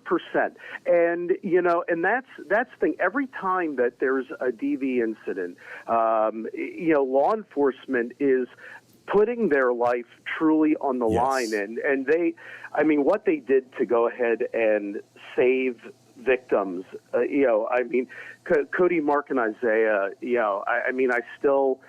Yesterday at a prayer breakfast, we wound up talking about their sacrifice, and that was a true sacrifice to save lives that involve victims of domestic violence. Yeah, who knows where the rest of that story might have ended up? Otherwise, obviously, this person, was determined to take out an entire group of police that day. And certainly end up. We're right at the end of our time right now, Tim, but final thought on what people can do, maybe places they can go to find out more about Domestic Abuse Awareness Month. Sure. So the YWCA is one of our main contact areas. So is Safe Home. They are main contact areas for us. They're the domestic violence hotlines. And, of course, if you at all feel that you are in danger, please contact not only the hotlines and seek resources, but contact the police as well. Tim, great stuff this morning. Danger escalates. Yeah, great stuff this morning. Thank you so much. And certainly something we want to be aware of, especially within recent events that happened here. Always good to have you, Tim. A font of information. Thank you again for taking us inside Domestic Violence Awareness Month and all the various resources that we have available. Be safe, my friend. I look forward to talking to you again next week. Yep, sounds great. Thank you, Gary. Thank you, Appreciate Tim. it. Take care. Tim Barker, our District Attorney of York County, with a lot of information this morning on Domestic Violence Awareness Month. John Politzopoulos is up next to talk to you about a special place here in York County, all here on the Gary Sutton Show on WOYK.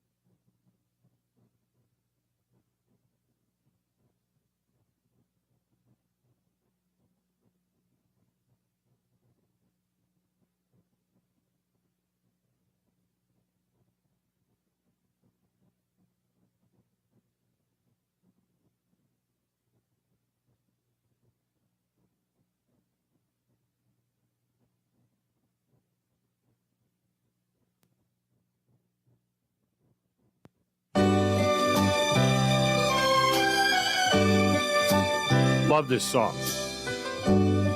This Paul Anka? Yes. 1976. Good morning, yesterday. You wake up and time has slipped away. Yeah. And suddenly it's hard to find. Was this on a commercial for a while? Yeah, I'm trying to remember if it was Polaroid. Yeah. Or the other camera company. Kodak, yeah. Yeah, it might have been Kodak. Yeah, For the times of your life. They're the times of your life, yeah. Oh, by Every the way, single day we celebrate that here on this show. By the way, we got a text? Yes. from Brett. Okay. And he says, totally agree with the peanut butter parfait being the best Thank you, sundae. Brett. He said that walnuts and pistachios are the healthiest nuts to eat. So on top of the ones that do you like either one of those? I like pistachios. I am not a walnut fan. I just don't like them. I don't know what it is about them. They just have a little bit of a sourness to me. And yes, there's a bitterness, but you know when I hear that they're good for you, I swallow the damn thing. I know there's no savoring on that. No, but the pistachios are good. He did say though, is a little footnote here. Sam's Club has, and I venture to, you would love this. Yes. Dark chocolate covered pistachios. Yeah, oh my! Yeah, thank you. It does sound good. Yeah, that anything. You could have dark covered chocolate, dark nails. Cardboard. Yeah. I'd be buying a bag of it. The dark chocolate. Yes, thank you very much. Anyway, I don't know. They have some dark chocolate over at Yanni's, but Yanni's gyros here in New York, which are Yanni's gyros, if you're saying it the correct way. And John Politzopoulos, who's the owner of Yanni's, he has two great locations here in New York at 2815 Concord Drive, right out there in the Best Buy Shopping Center, and right here on the east side at 310 Town Center Drive at the West Manchester Town Center Shopping Center. Yanni's, and I say gyros, John, just so people know what we're talking about, but gyros is the way you say it, I think, correctly. So you know that I have a little bit of Greek pronunciation in my lexicon. Good morning, my friend. John Politzopoulos with us. Good morning. How you doing? Very good. And yourself? I'm good. How's the new East location doing out there next to Best Buy? It's doing wonderfully. I want to ask you a question this morning. Is there one thing that you think, for Mediterranean dining, you brought Mediterranean dining here to York. I mean, this is Greek food at its finest, some of the best gyros you're going to find anywhere. But do you ever look up and down your menu and say, why aren't people buying this item more? Do you ever do that? And is there an item that you would fall into that category? I guess the thing would be, I would say maybe the feta sticks, only because, maybe they're a little hesitant to try something different. Now talk about what the feta sticks are all about. So it's feta. It's almost like a mozzarella stick with feta cheese and a little bit red pepper in there to give it a little bit of spice, and then it just deep fried with a little bit of marinara sauce. Ooh. Well, you got me now. I'm going to be heading out there tonight for dinner, so I'm going to get a feta stick tonight because I didn't even, I ran right by that. Feta sticks. So there you go. But you are known for your gyros, and one of the reasons why, what do people tell you about your gyros? When people are walking through the door, I'm sure people say, John, this gyro is great because, what's the biggest thing? The delicious fresh vegetables and the freshly shaved meat, but also the size, the portion. Yeah. And you've got this great naan kind of bread. I mean, it just is, the bread is fantastic. But you do stuff these suckers in. I'll tell you what, they're good. The only thing you don't tell them is they're good for like 2 days, right? I mean, you can. Pretty much, yep. Oh, my goodness. You got is it the Hercules gyro that is just huge? Tell people about that one. Yep, that one there, it's got everything that our regular traditional gyro has. It's got the lettuce, the tomato, the onions, the homemade tzatziki sauce, the freshly shaved beef and lamb, but it's also stuffed full of our fresh-cut French fries. I was just going to say, and the fresh-cut French fries, which are to die for out there. But if you're talking about, hey, let's try to put something else in there, I don't think there'll be any room right now because that sucker is so big. The tzatziki sauce is one of the things that I love. What goes into, and people say, ask John what's in tzatziki sauce. I said, I know what it is, but I'll have John explain it. No, that's the secret family recipe, but we use Greek yogurt. We use a little bit of olive oil, garlic, dill, cucumber, salt, pepper, And if you tell us the rest, you'd have to. If you tell us the rest, you'd have to kill us, right? I mean, I had to leave some stuff out of that. I understand, and you have to be careful on that kind of thing. So, what are some of the other tasty things you can find at Yanni's right now? So you could try our trio dip, which got a little bit of spicy feta, our delicious hummus, and our homemade tzatziki sauce with some pita bread to start off your meal as a nice little appetizer. Ooh. And then you can go into the pasito moussaka, which are homemade. A little Greek salad there, and then you could finish off with a baklava cheesecake. Oh, man. As made by your mother, Maria? Yep. All that stuff is homemade pretty much. I'm telling you what. I mean, the tastes just never end over there. And you can order online right now. You have all different kinds of ways to order. Tell people about that as well, John. You can order through our website at yannisgyros.com for a pickup. You could call in for a pickup order. You could also use DoorDash, Grubhub, and Uber Eats to have it delivered to you. Yanni's Gyros. It's YIANNIS GYROS, yannisgyros.com, and get in there and get your orders in. They got phone numbers. Go to the website there at yannis.com, yannisgyros.com. And I'm saying gyros because I want to sound like I really am Greek, which I'm not. But for a lot of people around here, it's yannisgyros.com. I'm sure you hear that all the time, John. It all works. It all works, and it's working right now for York. Healthy Mediterranean dining right here in York. Yanni's East, Yanni's West. It's all around the town. John, thanks so much for joining us this morning. Really appreciate it. I hope people get out there and try you out today. It is one of the hottest new places in York on the east side and on the west side at 2815 Concord Road, 310 Town Center Drive. Yanni's. And John from Yanni's always have a great smile for you whenever you see him there at the restaurant. John, thanks so much for being with us this morning. No, thank you for having me, and look forward to seeing everybody today. Yeah. Thank you very much. Big smiles, lots of hugs, and great food at Yanni's Gyros. Yanni's Gyros, if you're seeing it in the Greek way, and it's all happening here in York. Tell them Gary Sutton proudly sent you. When we come back, we're going to check in on the economy with Ryan Fox, Houston Fox Financial Advisory Services, and he'll get you the latest on what's going on there. And we'll talk about that next here on the Gary Sutton Show on WOYK. But first, we have news at the top of the hour. And we've got a lot more coming your way after that as well, as Steve Shetter will be in here today to get into pests. Yeah, you have pests in your neighborhood? You have pests in your house, more importantly. Yeah, we'll talk about that. And Julie Wheeler, the latest on getting ready for the elections. And what about the budget? How's that affecting our county and how's it affecting you? All here on the Gary Sutton Show on WOYK. It is right now 8 o'clock and time for news.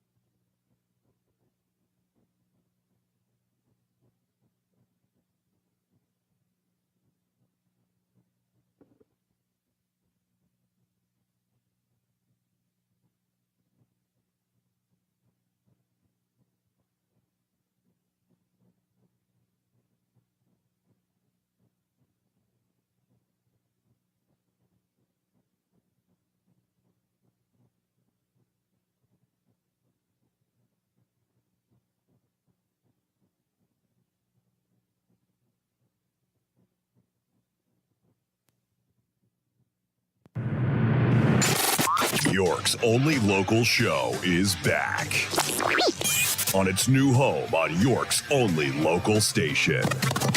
Guess who's back? Back again. This is the Gary Sutton Show on WOYK. I'm back. Now, broadcasting live from WOYK's downtown York studios inside Wellspan Park, here's Gary Sutton. Well, thank you to Your Medicare Solutions for sponsoring the 7 o'clock hour of the Gary Sutton Show. Keith and Becky Rill doing that. And as I said, saved me some money yesterday as I went out there. You can, too. Just give them a call at 717-487-4382 or email them at rill@yourmedicaresolutions.net to find out all about your Medicare plan. And are you getting the very best plan you can? And are you getting the best value? And are you overpaying for some of the programs that you have? They'll give you peace of mind. The best plans for you. Simple enrollment, your-medicare-solutions.com. But this hour, we're going to tell you about that sponsor in a moment, but we tell you about our premier sponsor, who is Barley Snyder Attorneys at Law. That's right. They are located right here in New York at 100 East Market Street. You can call them at 717-846-8888. And they're open 9 to 5 weekdays. And they are right here in York County, as well as around Pennsylvania and Maryland. They have over 130 plus attorneys practicing in 29 different areas in a regional type model that's working very, very well for a lot of businesses. They get results, ladies and gentlemen. They have great relationships with clients, but they get results, and they're innovative.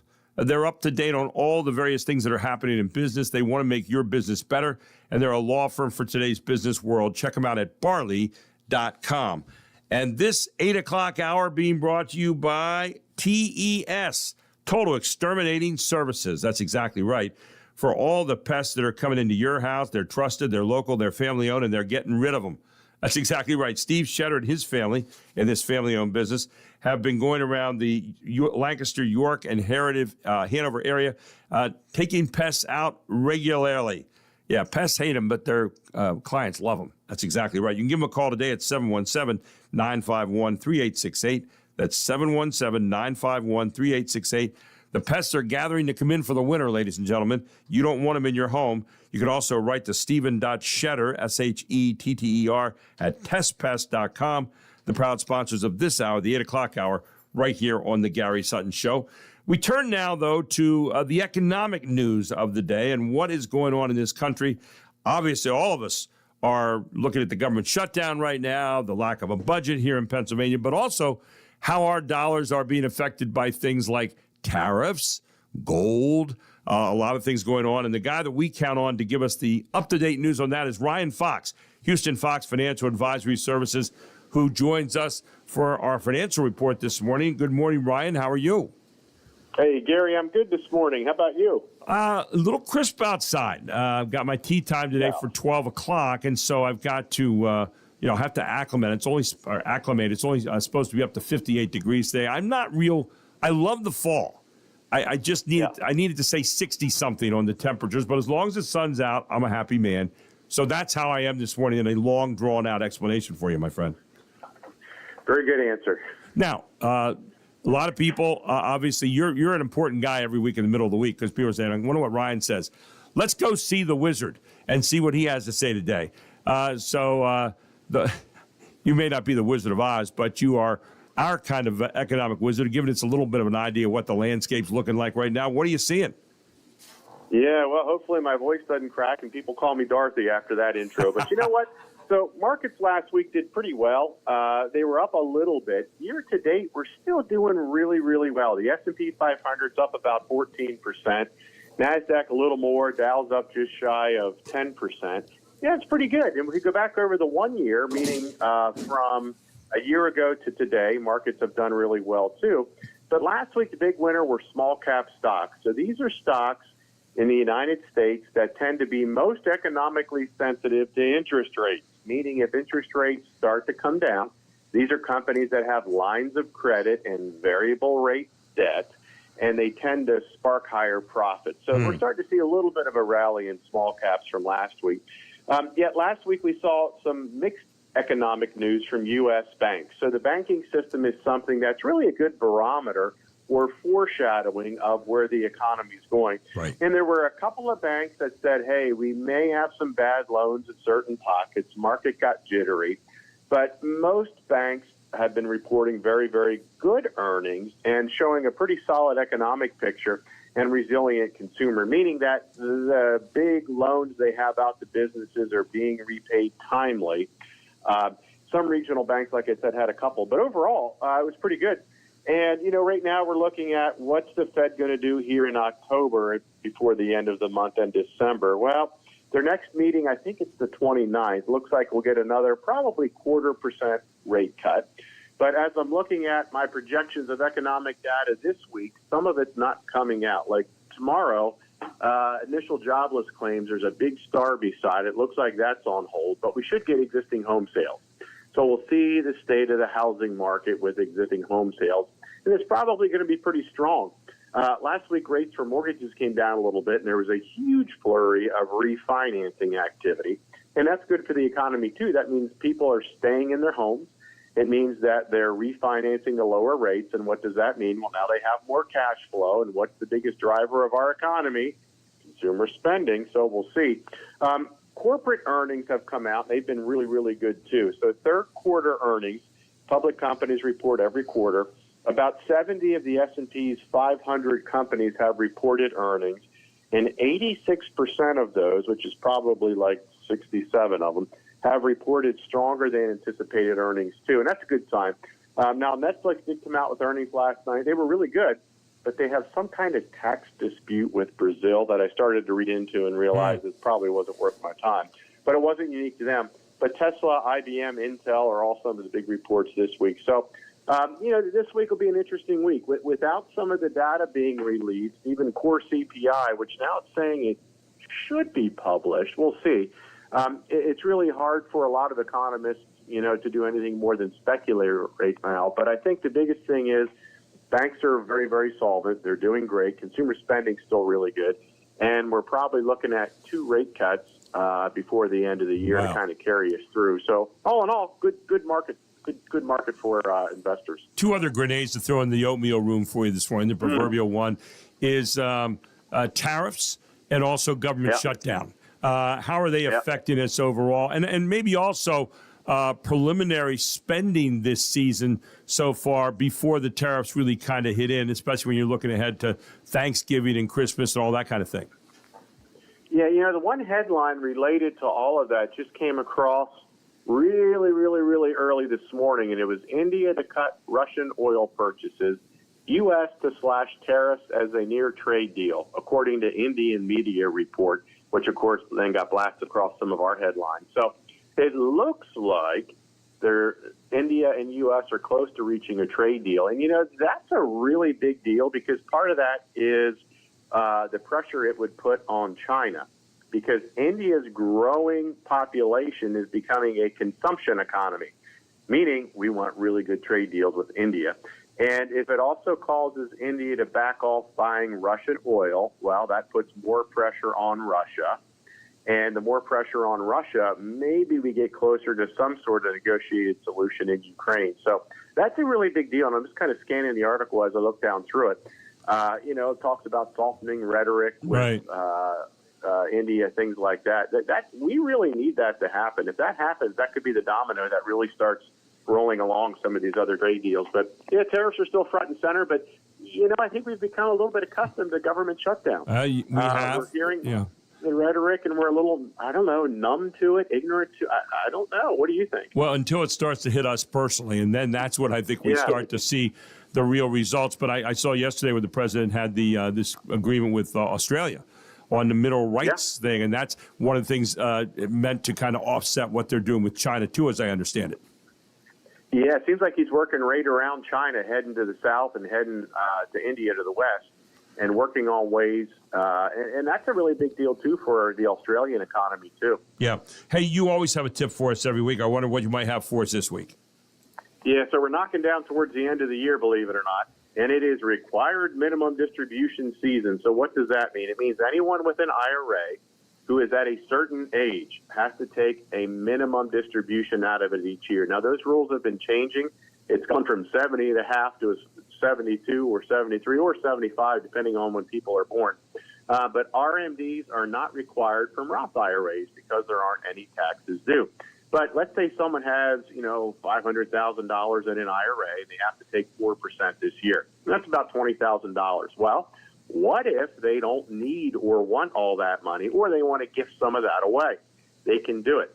There's a way to do a qualified charitable distribution from the required distribution and avoid taxes on it, because most people don't itemize anymore. So really, we don't get much of a tax break. So they could give a certain portion of that required distribution directly to charity and avoid taxes on it. So that's a pretty cool thing for people. I would say they don't itemize and we're rewarded for it. Yep. Ryan, there's so much financial news out there now, and so much that, the regular citizen just can't digest or find every day. And that's where someone like you comes in, to get a financial advisor to help sort through some of these things, to get through some of the fine tuning that needs to take place sometime. You've been my financial advisor for 10 years. I always tell people that in full disclosure. But, you do the work in a little bit different way. And I really appreciate that particular side. Not that there's not other ways of doing it that are okay with other people, but my particular preference is the way you do it. Tell people about that a bit. Yeah, so I appreciate that, Gary. Houston Fox is Sean Houston and Ryan Fox. We are fee-only fiduciaries. So fiduciary means we are responsible to at all times represent our clients' best interests. We don't sell products. We don't sell insurances, anything like that. So our only compensation comes from our clients. So a fiduciary is how we operate. We're a financial advisory firm. So for our clients, we provide professional investment management services and ongoing comprehensive financial planning. Sometimes it's a lot, sometimes it's a little. There are times where, like right now, markets are doing what they do, and other times where we do an awful lot more inside portfolios to rebalance, to take advantage of those things. But we're fee-only fiduciaries. We welcome anyone to call, kick the tires. Phone number is 398-2040. Website's HoustonFox.com. Looks like Hudson, pronounced HoustonFox.com. But our goal is to be partners in our clients' financial journey, meet them where they are. And if we can help, great. If not, we welcome phone calls. And if people become a client down the road, that's fine too. We want to make sure people get good advice. HoustonFox.com, HUSTON Fox.com. You can email Ryan at ryan@HoustonFox.com. And you can call him at 717-398-2040 like I do. He hands out quarterly reports. He gives you advice. And as he said, the free chats in the beginning, the kick the tire chats, he likes to call them, are simply that. And he might tell you, hey, you don't need my services right now. Or in other cases, he might say, well, let's talk a little bit more about maybe a relationship. But very open, very transparent, very honest. And that's what I like about Ryan Fox at Houston Fox Financial Advisory Services. He has this report every Wednesday morning here on the Gary Sutton Show at 8:05. My friend, thanks so much. Really good information today, as always, and I appreciate it. Hey, catch you next week, Gary. Good luck with your tea time. Thank you so much, and have a great rest of the week. Ryan Fox, Houston Fox Financial Advisory Services. Give him a call today at 717-398-2040 and tell him Gary Sutton proudly sent you. WOYK News Time is 8:17. And, Mark, what do we have around the corner? We had a shocker in sports on this day about 13 years ago. Ooh. We'll delve into that. I've forgotten it. I can't wait to get reacquainted with it all here on the Gary Sutton Show on 98.9 FM and 1350 AM WOYK.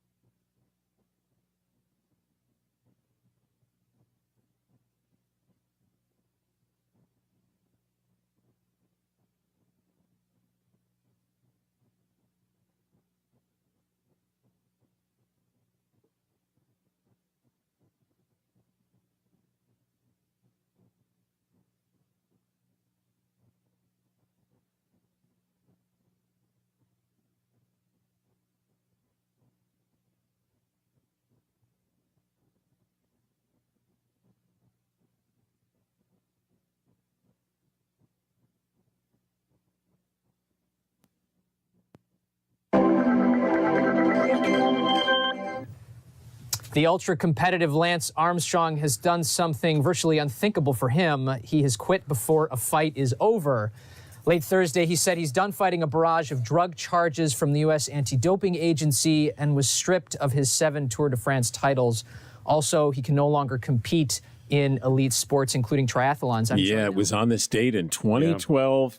Yeah. I don't know if a lot of people had heard the charges. Right. They just assumed, that he was false. Yes, that he was going to beat him because he was such a great guy. Had gone through cancer, had recovered, was winning these races, these bicycle races, and and then all of a sudden we found the guy's a cheater. So, what's the lesson about sports people? I don't know. Don't root for Lance Armstrong. No, there's a greater one there. Don't cheat. Don't cheat. And I'll tell you what, when people like that cheat, where we have built up this great trust to this guy, he's got this great human story about defeating cancer and going out and getting back on the bike and winning races, and then he cheats people. Americans are not that forgiving on that particular front. I don't think they're forgiving on other things, but they are not forgiving on that, Mark, because what they do is they look at this and they say, you set us up as one thing and then you let us down. You let us down. And that is, we are not very good at that. Okay. That's the one area that I think Americans, for example, where's Lance Armstrong today? How much have you heard about Lance Armstrong since then? Do you ever see him commentating on anything? I don't. So Lance Armstrong is one of those guys that America is not terribly forgiving because Lance Armstrong portrayed himself as one thing and then cheated and won on a stage that most of us didn't care about. We just know Lance Armstrong was on it and he was winning for America. Yeah. And then all of a sudden we find out, he let us down. You would think we would learn, right? Well, all these people are people, and they have they have faults, they have blemishes. Why do we forget that? Yeah. Now we don't mind if they have blemishes as long as they don't cheat us on their performance. Okay, when they cheat us on their performance and they portray themselves as one thing and they are something else, man, we're vicious. Well, and like I said, Lance Armstrong might as well be on witness protection today because he's off the stage. Persona non grata. Yeah, you can hear the crickets when you ask, where's Lance Armstrong? Right. First of all, no one's asking because no one cares for the most part, except maybe Mrs. Armstrong. I don't know. But I don't know. Is there one? That's a story not of redemption, but of trashing his reputation. Yeah. Well, I'll tell you what, you hear a story of trashing things. How about pests? Yeah, Total Exterminating Services does a great job of that. Bugs don't like them, but their customers do. And Steve Shetter is the owner of Total Exterminating Services. He's with us here this morning here on the Gary Sutton Show. Actually, he is not. He is not at conferences all week. Is he at a conference again this week? I think that's what I was told. Then let me tell you about what's... Is this the week he's in Orlando? I think you are correct. Yeah, I think he might be in Orlando this week. But when it comes to trusted and local and family-owned, there is no one who does it better than Steve Shetter and all the good people at Total Exterminating Services. And you have personal experience. I do. I am a client, which is the case for all the people that we talk about here on our program who are sponsors. Well, TES is no different. And I took it some time before I signed on as a person that would sign up with them. I have a quarterly kind of plan where they come around quarterly and check my home for pests. And guess what? They wiped out the ant parade earlier this summer, and I have not seen them back, nor have I seen any furry rodents. Have I seen anything else which are gathering right now to come inside your home? You may be having some problems with them. Well, I'll tell you what, after Test Pest comes out and they give you the quarterly look and they come around just to check things out, you won't have those problems anymore. They are trusted, they are local, they are family owned. You can give Steve a call today at 717-951-3868 and set up a free evaluation, a free appointment where they'll come out to your home and they will look around. You can also find them at Steven, STEVEN, .Shetter, SHETTER, at testpest.com. That's Total Exterminating Services, testpest, TESPEST.com. They serve the York, they serve the Lancaster, and they serve the Hanover area, and they are locally owned and operated. That's what I love about them. Steve takes it seriously that he's a face of the community, and he's serving his neighbors. And you know what else? He also serves in another way. 1% of the net profits are donated to local charities, and there are always different local charities along the way. He is helping his community and giving back. More than 50 years of pest control experience is located right there with Steve Shetter and the people at Test Best. Find out about the affordable programs they have today designed for your needs. Find out about what they can do. Go to testpest.com, their website. Trusted, local, family-owned. TES, Total Exterminating Services. They are my pest control people. Make them your pest control people today. I'll tell you what, you will be very happy you did. And if you go to testpest.com, they got some great coupons up there right now that you can use for bed bug service, termite service, one-time service, first service of maintenance program, yellow jacket, wasp, hornet nest, or hornet service, and mice, rat, and rodent service. They've got different kinds of coupons up there for you. Check them out today at testbest.com. WOYK News Time is 8:27. So a United flight had to come back, had an emergency landing last week. And I think it was in Utah. Okay. And there was a little bit of controversy, like, well, why did that happen? And we didn't initially know, and now we do. Oh, my. It was a United flight from Denver to Los Angeles when suddenly the plane hit something and damaged layers of the cockpit windshield. Fragments of glass even went flying into the cockpit. The airplane never lost pressure, though, and was able to land safely with 134 passengers and 6 crew members aboard. Now, a California company called Windborne Systems, which launches weather balloons, believes it was one of their balloons that the Boeing 737 MAX likely hit. The company's CEO, John Dean, says he was surprised about the damage to the windshield because this particular balloon only weighs about 2.5 pounds. The NTSB is still investigating the incident. John Saucier, Fox News. It's amazing what happens when you hit something like that. You don't even think about it. Though. Yeah. I mean, how do the two? I mean, the weather balloon is probably just drifting along, and the jet is probably flying at a couple of 100 miles an hour. Thank you. So how is that even possible? He's total accident, I guess. By the way, one other thing here before we jump to the bottom of the hour, and Julie Wheeler, our president commissioner of the York County Commissioners, out ahead. According to a survey, what is the loneliest day of the year, Mark? Ooh, the day. How about Valentine's Day? Actually, it is not Valentine's Day. It's Halloween. I would have never thought this. According to a new survey from Dating.com, 59% of single people say Halloween is one of the hardest days of the year, and 57% say it's actually worse than Valentine's Day. There are a couple of possible explanations. They say Halloween is built around groups, and there's trick-or-treating kids, parties, couples, costumes, families hanging out together. On the plus side, masks do let you hide your face, so you could be less embarrassed about showing up alone. I don't know. But anyway, even for people who are low-key, a lot of us celebrate Halloween by watching scary movies or making festive food together and treats, and most of those can be less fun by yourself. So they're saying either way it can be a struggle, but Halloween is the loneliest day of the year. And 1 is the loneliest number. Anyway. You heard. I know. Yeah, 3-dog night. Anyway, this hour being sponsored by Test Pest. Yeah, Total Exterminating Services. Check them out today by going to testpest.com or give a call to Steve Shetter at 717-951-3868 and find out what they can do for you on keeping those lousy pests out of your home. Nothing about the human ones, okay? We'll take a break. We'll come right back. Julie Wheeler's up next to talk a little bit about elections coming up. They're really busy with that. And also what else is happening here in York County without a budget in the state. Julie will have some thoughts on that as well, all here in the Gary Sutton Show. It is 8:30.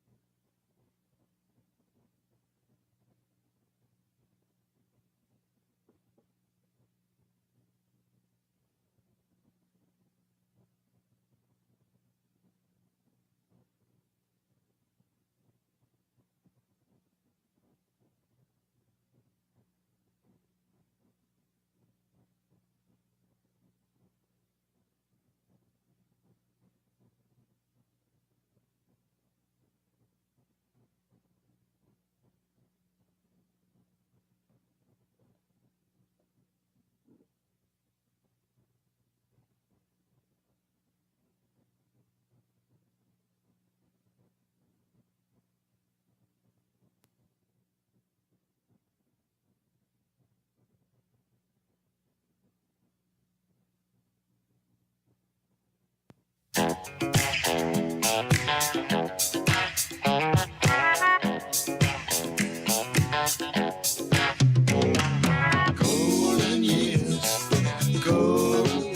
back to the Gary Sutton Show on WOYK, the sounds of David Bowie. And hey, I do want to remind you, if you suffer from depression, and there are a lot of people who suffer silently many times because they're worried about the stigma of, treating that kind of thing.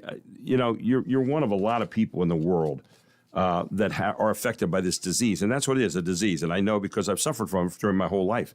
But I've learned how to get it under control. But if you haven't, if you have gone to counseling, you've gone to psychologists and psychiatrists, you've gotten pills, you've done all those kind of things, and it really hasn't totally given you the best life that you want, I have something available for you right now. It's called York TMS Clinic. They are very proud to offer the most advanced, cutting-edge mental health treatments on the market right now, including one of the leading TMS therapies known as NeuroStar, advanced transcranial magnetic stimulation. And this type of therapy, widely considered to be one of the best treatments available today, is an evidence-based treatment designed to support patients over the age of 15 with clinical depression, anxious depression, and obsessive-compulsive disorder. And by partnering with NeuroStar, highly trained clinical professionals can customize your treatment to meet your specific mental health needs. Now, you don't have to be referred there by a doctor. Okay, most insurances are taken to pay for this, but you can schedule your consultation with NeuroStar Advanced TMS Therapy right here in York at yorktmsclinic.com. That's yorktmsclinic.com. How do you do that? You give them a call today at 717-699-7361 to go in and sit down and find out what NeuroStar is all about. It's a machine that focuses in on the brain and the source of depression. It goes right to it. It's a non-invasive, non-drug treatment that uses focused magnetic pulses to wake up those areas that have been dormant for a while and help your brain work the way it should and get you back up and running again. It's like physical therapy for the brain. Now, again, you can call 717-699-7361. You can go to yorktmsclinic.com. I am working with them to try to get people aware of this great new way of dealing with depression. It's one of the things that you want to put in your toolkit to try to make sure that that person you know that has depression, clinical depression, or obsessive-compulsive syndrome, you can help those people. You really can. Give them a call today at 717-699-7361. Find out more about it or go to yorktmsclinic.com. They're located here in York at 1806 North George Street, just north of Route 30, right here in York. And they're ready to help you today. Go to yorktmsclinic.com and find out all about it. And check in and get your questions answered. Don't you owe it to yourself and to others that you know to make their lives better. I'm Gary Sutton for yorktmsclinic.com. WOYK News Time is 8:37 rather. Mark almost had a spasm when I said 6. 8:37. But we welcome in Julie Wheeler, our President Commissioner of the York County Commissioners, here on the Gary Sutton Show on a Wednesday morning. Good morning, Julie. How are you? I'm good. How are you? Doing very well. Thank you for asking. But I know there's a couple things on your mind right now. One of them has to do with elections coming up, and I know you are feverishly, along with the other commissioners and all the people you have helping you, putting the final touches on our election system for November 4th. Tell us all about what's going on. Yeah, lots going on. So just a couple reminders for your listeners, for anybody listening that still would like to vote by mail. The last day to request a ballot via the mail is October 28th. However, I would encourage you that if you want to vote that way, to get your request in now. No disrespect to the United States Postal Service, but we're getting down to the wire here. So right. Please get that request in. And for anyone who has a ballot out there that hasn't sent it back, please get that sent back as soon as you can. We must have it in our office by 8 p.m. on Election Day. Yeah, so November 4th, 8 p.m., it has to be in your office.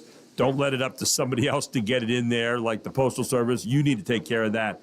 And what are the different ways that people can vote in terms of dropping off ballots or any of that kind of stuff, Julie? Because I think people are always concerned and not quite sure about all the different methods there. Sure, there's lots of ways they can do it. Certainly they can put a stamp on it and send it back in the mail. And some other options that they have is we have two locations for elections offices. One is downtown at our county administration building at 28 East Market Street. So you can physically bring it in during normal business hours, 8 to 4:30, Monday through Friday. Same at our Pleasant Valley Road office, 2401 Pleasant Valley Road, can be dropped off there. In addition, we are offering, once again, our concierge services. So on October 25th and November 2nd, from 10 a.m. to 2 p.m. at both of our locations, downtown and in East York, folks can drive up and drop their ballot off, not in a drop box. They can drop it off and hand it to an election staff member who will be accompanied by a sheriff's deputy. So that's another way for folks on the weekend, if they want to drop it off, they can do so October 25th and November 2nd from 10 to 2. And there are different kinds of ballots that come in, the absentee ballots, of course, and the mail-in ballots. Tell people just a little bit about the differences in those. Yeah, so there is what we call the no excuse mail-in ballots. That is what went live back in 2020. Absentee ballots for those who know they're not going to be able to be here in person to vote. But there's also military and overseas ballots. So for our men and women who are serving in the military, we are able to provide them ballots to vote, as well as people who may be living overseas. I know for myself, I did a stint overseas, and I wanted to vote, and so I got a ballot sent to me overseas so that I could vote in the election. So those are 4 different ways that folks can vote, different from voting in person. Yeah, I voted that way twice when I was out of the country, and it was really convenient to get it done that way. When you look at voting right now, Julie, one of the questions that people also come up with that has to do afterward, when can you start to count ballots that have been sent in by mail or by absentee ballots or by military? A lot of people are saying, well, why don't we get all those counted ahead of time so they're ready to go at the moment that all the on-day ballots are collected when you go up and actually vote in person. What's the law say about that? What can we do? What can't we do at that particular point as people who are administering the elections? That is a great question, and we do get that question a lot. So right now, as the law is written, there is an activity that's called pre-canvassing. And pre-canvassing commences at 7 a.m. on Election Day. Okay. And so what happens then is all of the mail-in, absentee, any sort of military overseas ballots that have been received prior to 7 a.m. on Election Day, we can do this activity called pre-canvassing. So what that means is we can open the outer envelope, we can take out the secrecy envelope, we can take the ballot out, and we can do everything up through and including scanning of that ballot. However, what we cannot do until the polls close at 8 p.m., we cannot post any results. So you can't report it at that point? Can't report it, yeah. So our staff and county employees who volunteer to help us on Election Day, they will be very busy in the morning on Election Day dealing with all of those mail-in ballots. So that's what's considered the pre-canvassing activity. But in essence, you answered my question. So they are ready to go the moment that the reports come out, and that's when you can release all that, what you have received up to that point. Obviously, there's still others coming in that are received by 8 o'clock that night, still are legal, and they're left over. But, you do have a pretty good idea of what you're going to do in terms of the mail-in ballots and also the absentee ballots and the military ballots.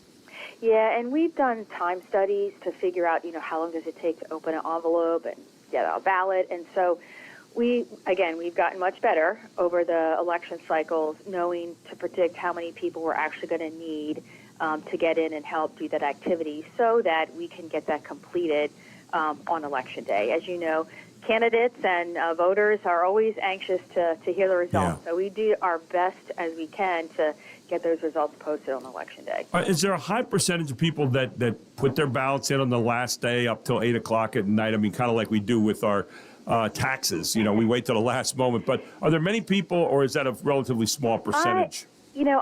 It'd be my non-Six Sigma gut answering that, but in general, from what I've seen, like having been there, it's a pretty small number. I mean, we will have people come in on Election Day and drop their ballots off, and we do have a good relationship with the postmaster here in York, and they make several trips out to our office to ensure those ballots that are coming in at the very tail end of Election Day do get to our office. Right. So, and finally, my weekly question.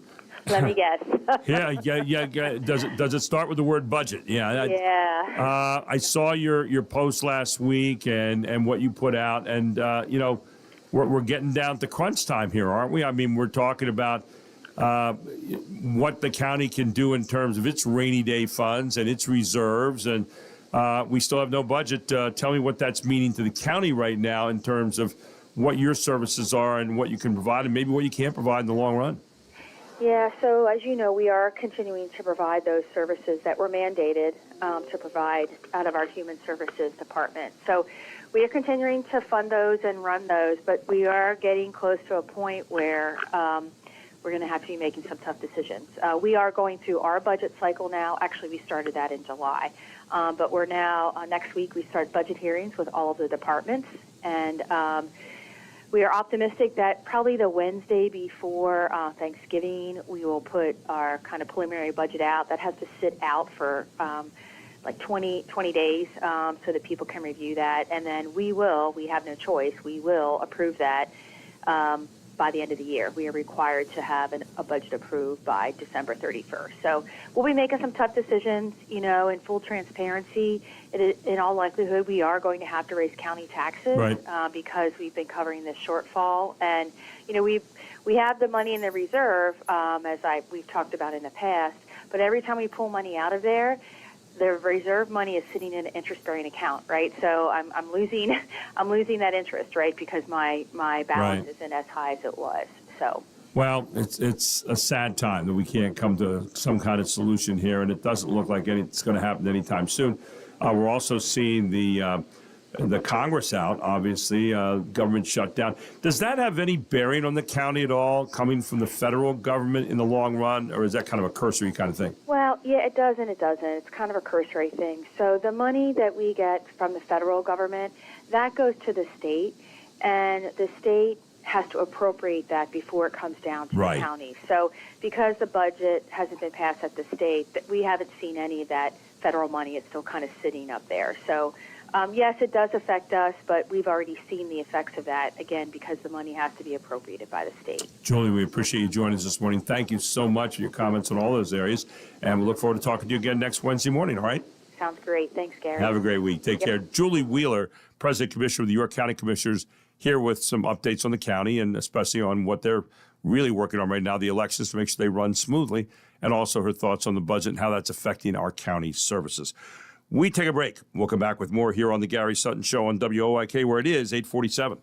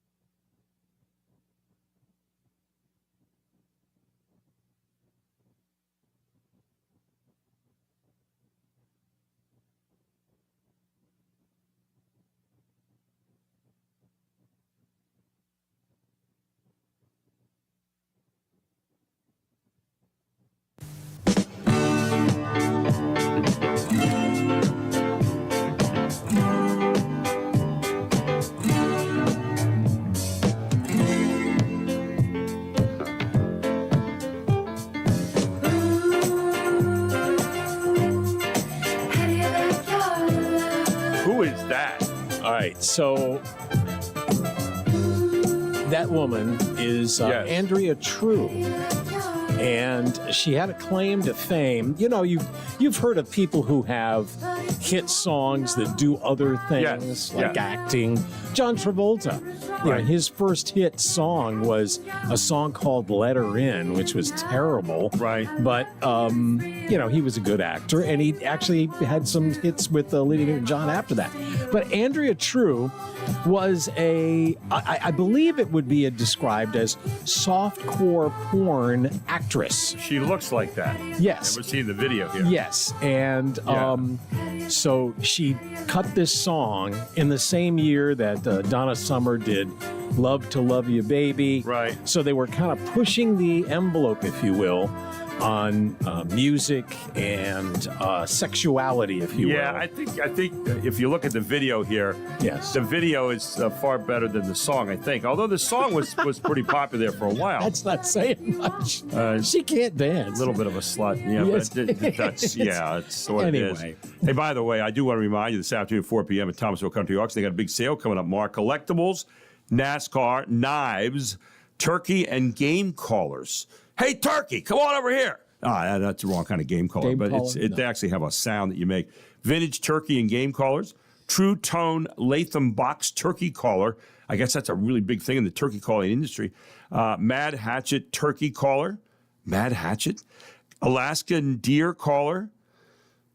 Sweet Talker Turkey Caller. Bird Game Callers. Swift Vintage Brass Barometer Anchor. Brass Bells and Frogs. Garbage Pail Kids Cards. I mean, I'll tell you what, you talk about an eclectic sale. This is it. I mean, all kinds of variety out there. And that's what Jack and Cheryl Hooks do. They have variety in all their sales.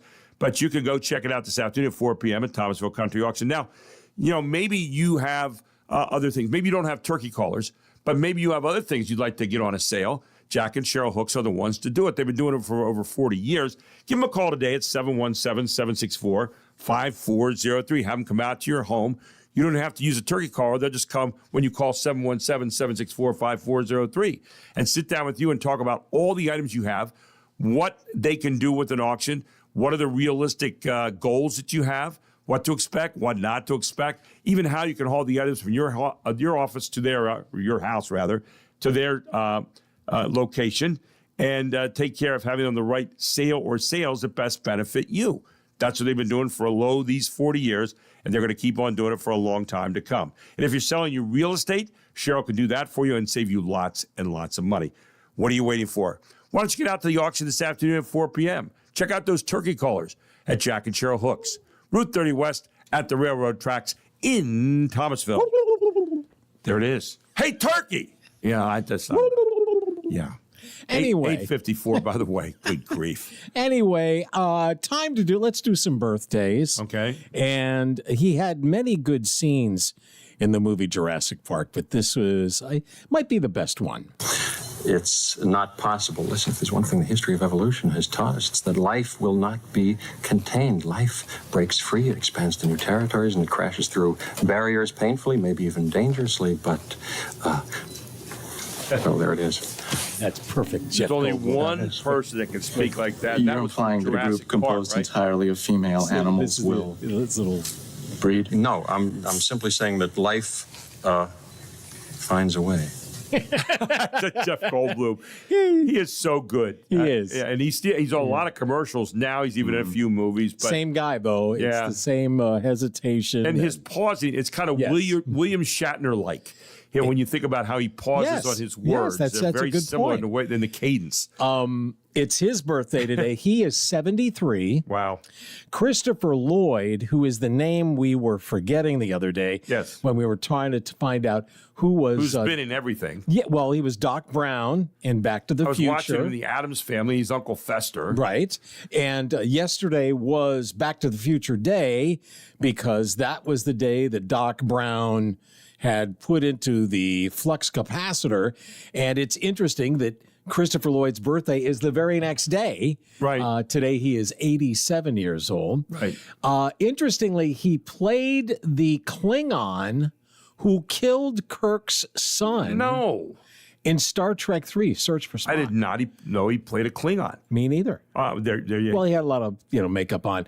Others, Bob Odenkirk, who a lot of people know for Better Call Saul and Breaking Bad. He wrote for Saturday Night Live for almost a decade.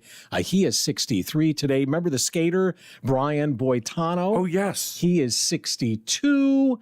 And I think there was one more I wanted to mention, and I don't see it, so I'll just let it go. George Santos returned to Cameo less than a day after his lawyer begged the media to respect his privacy. Apparently, Santos' definition of privacy is the same one the Kardashians have. I think yes, near as I can figure. I saw the worst joke of the week. Jane Goodall's cause of death. She worked with the monkeys and the gorillas. Yes. Jane Goodall's cause of death was cardiac arrest. She could have been saved, but instead of going to the hospital, she decided to monkey around. Oh, the worst joke of the week. Thank you very much. Don't bother her coworkers right now. It's hard out there for a chimp. So don't, in the second worst joke of the week. Yes. Japan has its first female prime minister. We told you about that yesterday. Yes. And now Kamala Harris is applying to become a Japanese citizen. So that's the word on the street. I don't know if that's true or not. Let's see what else. Colorado has the lowest obesity rate in the United States. So wait, weed doesn't cause munchies? Okay, good. Well. It's good. Whatever. Let's see what else we have here. The Supreme Court will rule on whether pot smokers are allowed to own guns. In case you were wondering why Snoop Dogg has suddenly started paying attention to the Supreme Court. Yeah, that's what. Yeah, thank you very much. Let's see what else. The CEO of Porsche is stepping down. I saw his severance, and let's just say that his package left a lot to be desired. So that was, a protester. No, we're not going to do that one. Thank you. No, thank you. Mark Wahlberg, who's been in every movie ever created, bought a $37 million home in Florida. Wow. Wahlberg wanted to live someplace sunny, so he has an excuse for that squint.